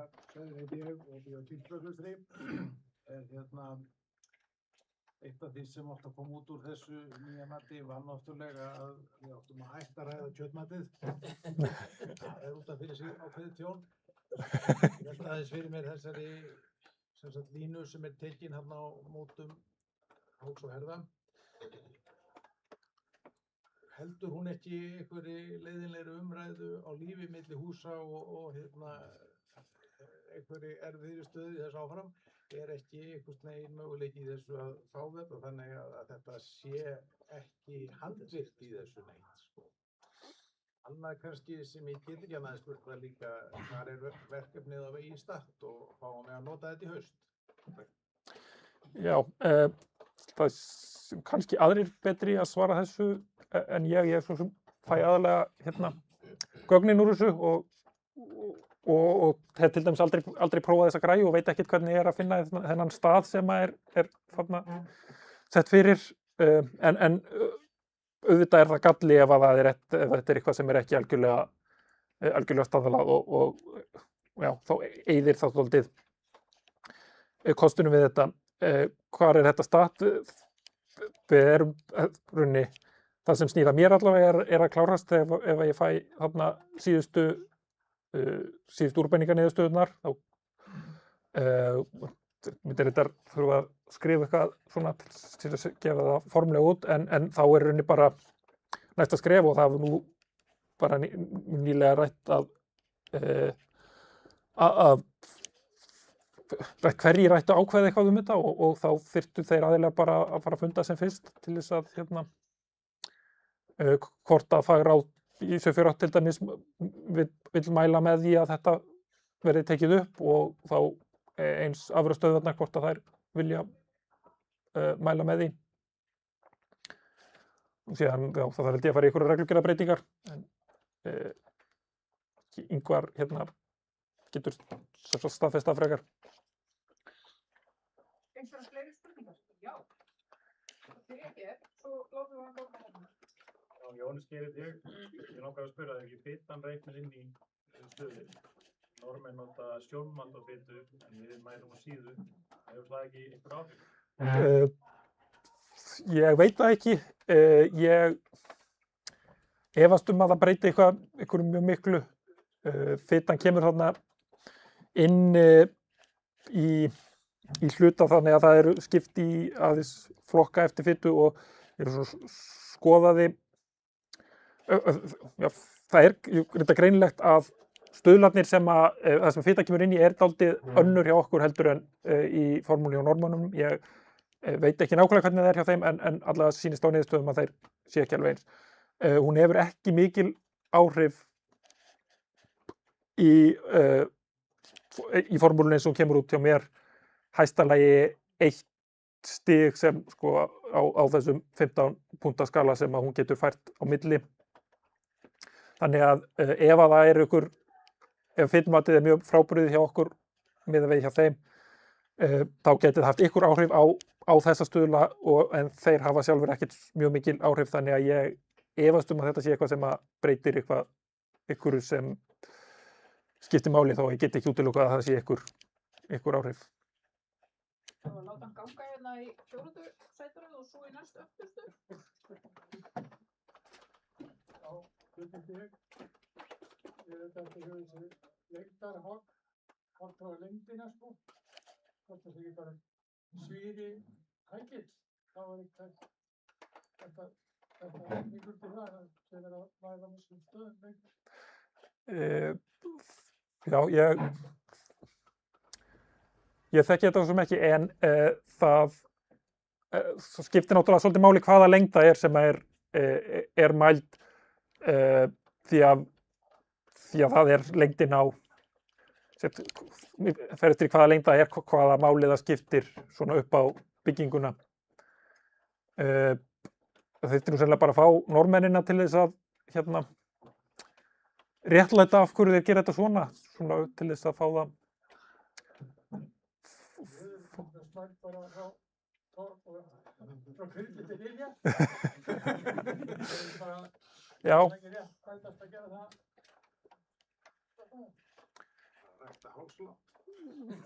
Já, það er rauninni stutt sem við erum að í þessu erum við að rækta stutt en síðan nú ræktunarmarkmenn voru þetta að tala við viljum fá langan hrygg en stutta leggi, svo þetta er svona svolítið.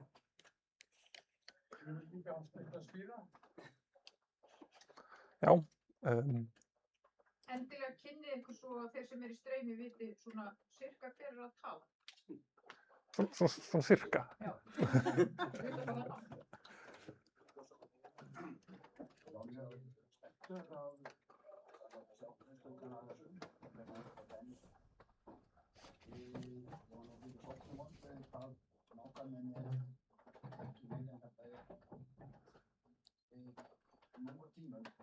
Tímum gerði reyndar og svoleiðis ekki hægt að láta ég sé ekki að þetta lýsir neitt. Það er að flækja máli þetta er ekki meiri styrking á tímum gerði reyndar ekki bara reynlega mynd, bara eins og er tóri, hvernig tóra það núna mynda flækjum mynda flokna gert þetta eitthvað til að byggja á knattspyrnunni, það er enn notað dómar og allir sem er áhorfendur þeir náttúrulega þetta var vitlaust og netið var það og það ekki var lítið þarna en þetta er bara hluta líkt þangað til að gerðingröndir sem getur þetta út og náttúrulega fara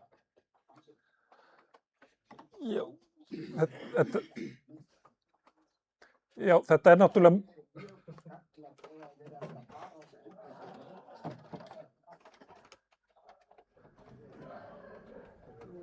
Já, ég heyrði nú ekki alveg hérna í síðasta hjá þér, en bara, það eru til, eða það verður miklu fullkomnari leið sem að var skoðuð hérna fyrir, 15 ár sem Eyþór var að skoða, sem byggði á myndum af krokkunum og greiningu á því.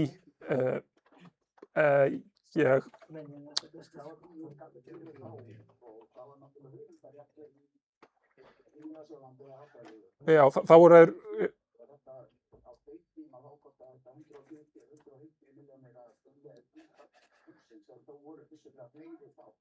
Það náttúrulega hefur alltaf hækkað síðan. En einfaldari leiðir sko myndgreining. Já, það var nú held ég einhvers konar myndgreining, en auðvitað sko græjurnar í þessu taka þessu myndir, en já, það eru örugglega fullkomnar leiðir í dag, sérstaklega já, að greina út frá myndum. Augljósi kosturinn við þessa leið, og ástæða fyrir því að hún er skoðuð, er hvað hún er einföld. En við sjáum að hún er ekki frábær, en hún er einföld, og ef hún er nógu góð eða lítið verið þá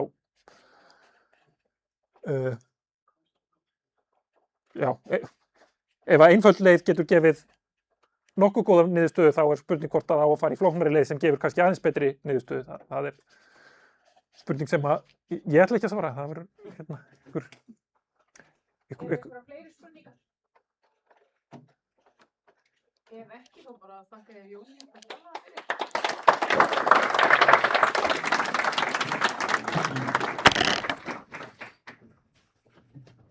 Það er örlítið dagskrárbreyting hjá okkur og Eyþór hefur beðið orðið. Já, Undir þessu lið. hvaða lið Það er er ekkert eftir? annað eftir svo sem bara Nei. umræður. Já, umræður. Heldur.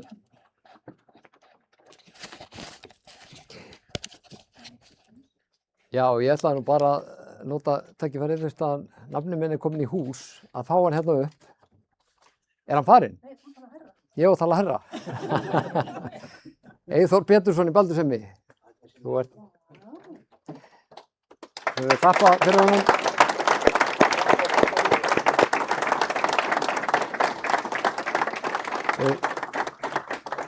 Við erum búin að flytja þetta ræðunum mig, þannig að hún verður ekki endurflutt. Þetta er eins og missa sinni eigin jarðarför, sko. En hérna, til hamingju með þetta glæsilega árangur. Svo farandgripurinn, Halldórsskjöldurinn. Þú verður undan hlaðin verður þú ferð. Veitu, hvað er þetta farangreipur? Þetta er farangripur. Á ég að passa þetta í heilt ár? Já, ef þú treystir þig til. Nei, ég treysti mér ekki til. Mér eru svo blóm frá starfstöðum í. Ég held að vera að fá Agnesi til því. Já, ok, endilega. Er þetta ekki samstarf? Þessi búskapur. Hún er meiri í hundaræktinni. Já. Þetta er frá Íslex og Rósvestaröfni. Já, við erum að fá hérna, við erum að halda á þessu. Myndi ykkur. Já. Ekki láta sjást í skjöldi kannski. Já, takk þetta bara.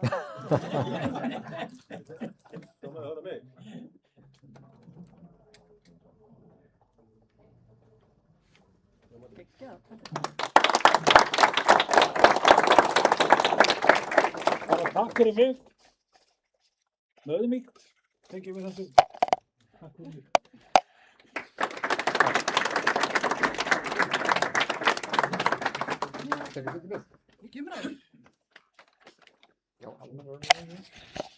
Þá er komið að almennum umræðum. Ég hef nú ekki setið svona fund áður, en þetta hlýtur að vera skotleyfi á formann fagráðs og fleiri. Ég var nú aðeins að hefna mín fyrir símtali sem ég fekk í gær, þar sem hún baðst mig um að vera fundarstjóri. Já, Er eitthvað sem vill fá orðið? Já. Það láta þennan ganga hérna inn í horn til Jóns Viðars.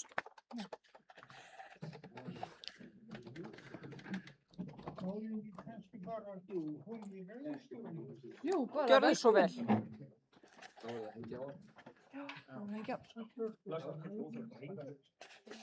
Þú þarft að hafa þennan til að tala í.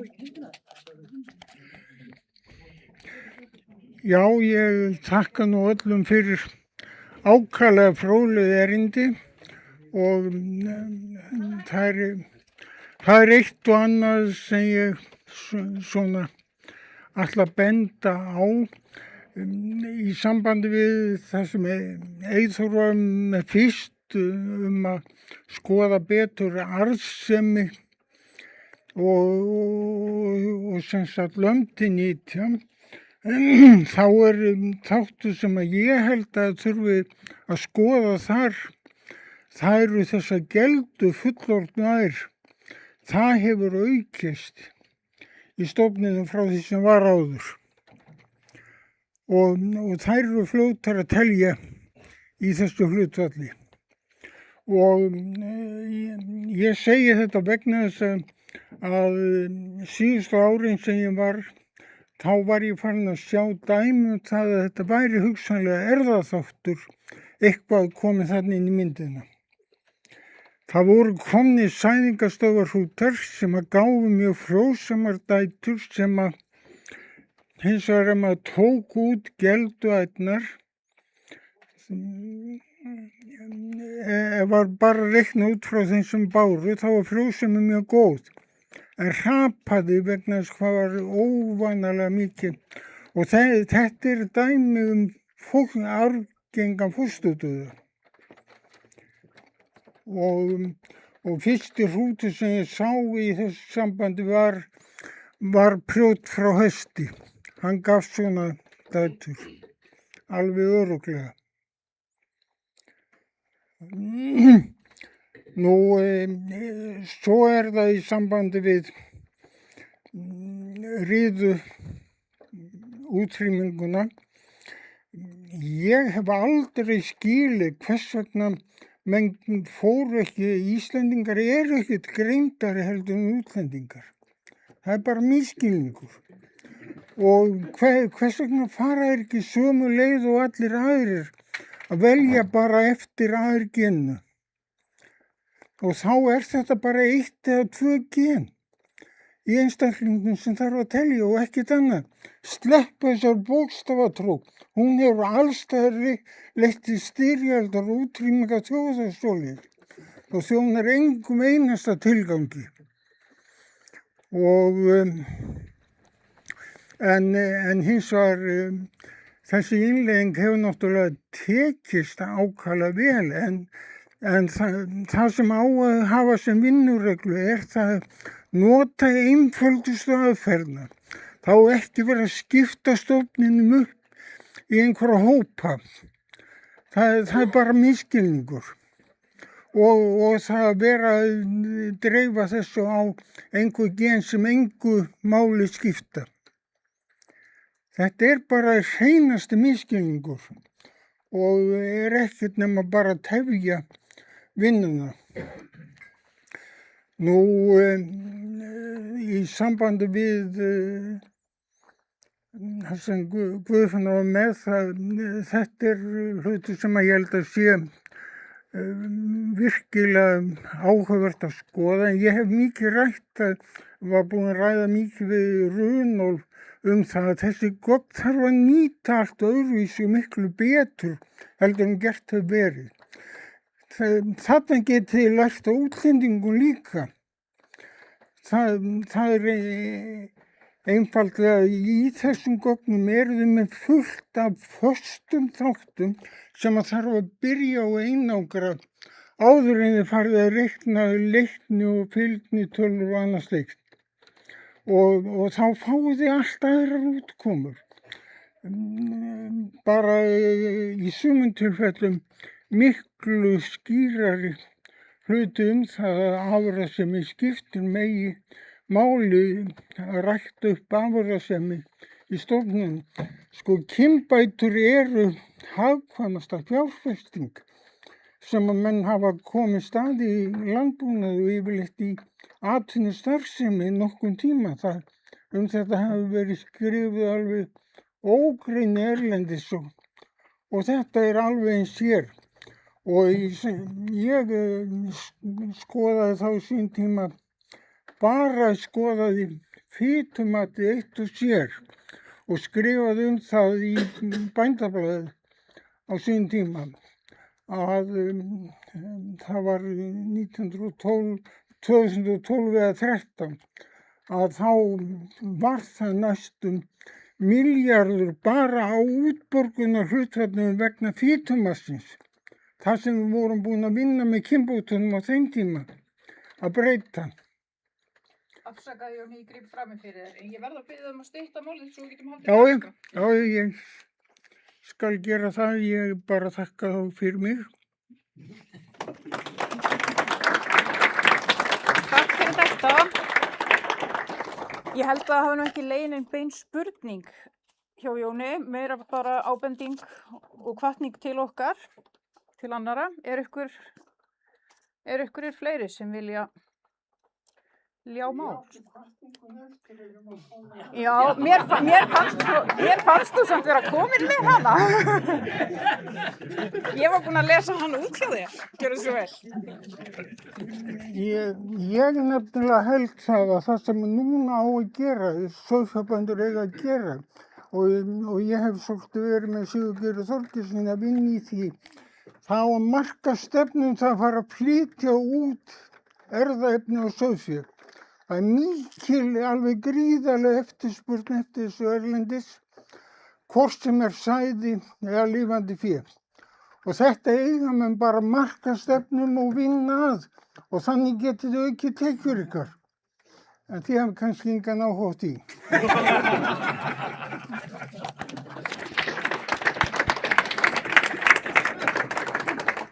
Takk fyrir þetta, Jón. Ef það ekki fleiri sem vilja ljá sér orð hér, þá ætla ég bara að gefa formanni Fagraráðs orðið. Já, takk fyrir það.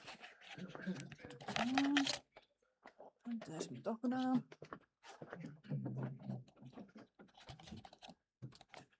Hvað leiddist ykkur með dagana að bara telja hvað var margir í salnum? Ég er búin að reyna að telja nokkuð sinnum en þetta eru helvíti margir. Já, það er bara nákvæmlega. Þetta er búin að vera alveg frábær dagur. Bara mikið af góðum umræðum, spunnist út frá kynningunum, góða kynningar, gott ljóð, nema hann í bjórbumbun og niðri. En þetta er náttúrulega á upptöku, en já, allt í lagi. Og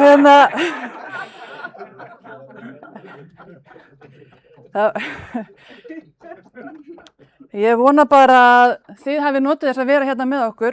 Ég slækar skjáða, hérna er alveg vel öðru hvor megin við 100 og það er setin líka niðri og fjölmargir heima, en þetta er búið að vera frábært. Það eru smá tæknilegir örðuleikar í miðri útsendingu þar sem að netið datt út, en tæknimaðurinn sem er búinn að vera hjálpa ykkur í tölvuna, hann alveg hét því að þetta hefði tekist allt saman upp og myndið að koma upp á YouTube í þá alveg heilstæðri mynd. Þannig að þeir sem heimasitjið, þeir þurfum ekkert að örvænta þó að þeir mist þarna af verðlaunafningu og eiginlega meir. Já, ég held að ég fær nú bara að ljúka þessu hér. Óska ykkur góðra heimferðar sem eru á leiðinni þangað og hinum sem ætla að smella sér á ásatíð í kvöld, bara góðra skemmtunar og fagra hlakka til að taka spjallið við ykkur á barnum áfram. Og áður en ég slíti þessu endanlega, þá er hérna komið meira kaffi, þá er komið meira kræsingar, þannig að ykkur liggur rauninu ekkert á að fara, bara það eru komið nýju bollar og allt, þannig að bara verið hérna endilega uppi áfram og spjallið og njótið þess að vera til. Þetta er flottur dagur. Þá slít ég fagfundi 2006.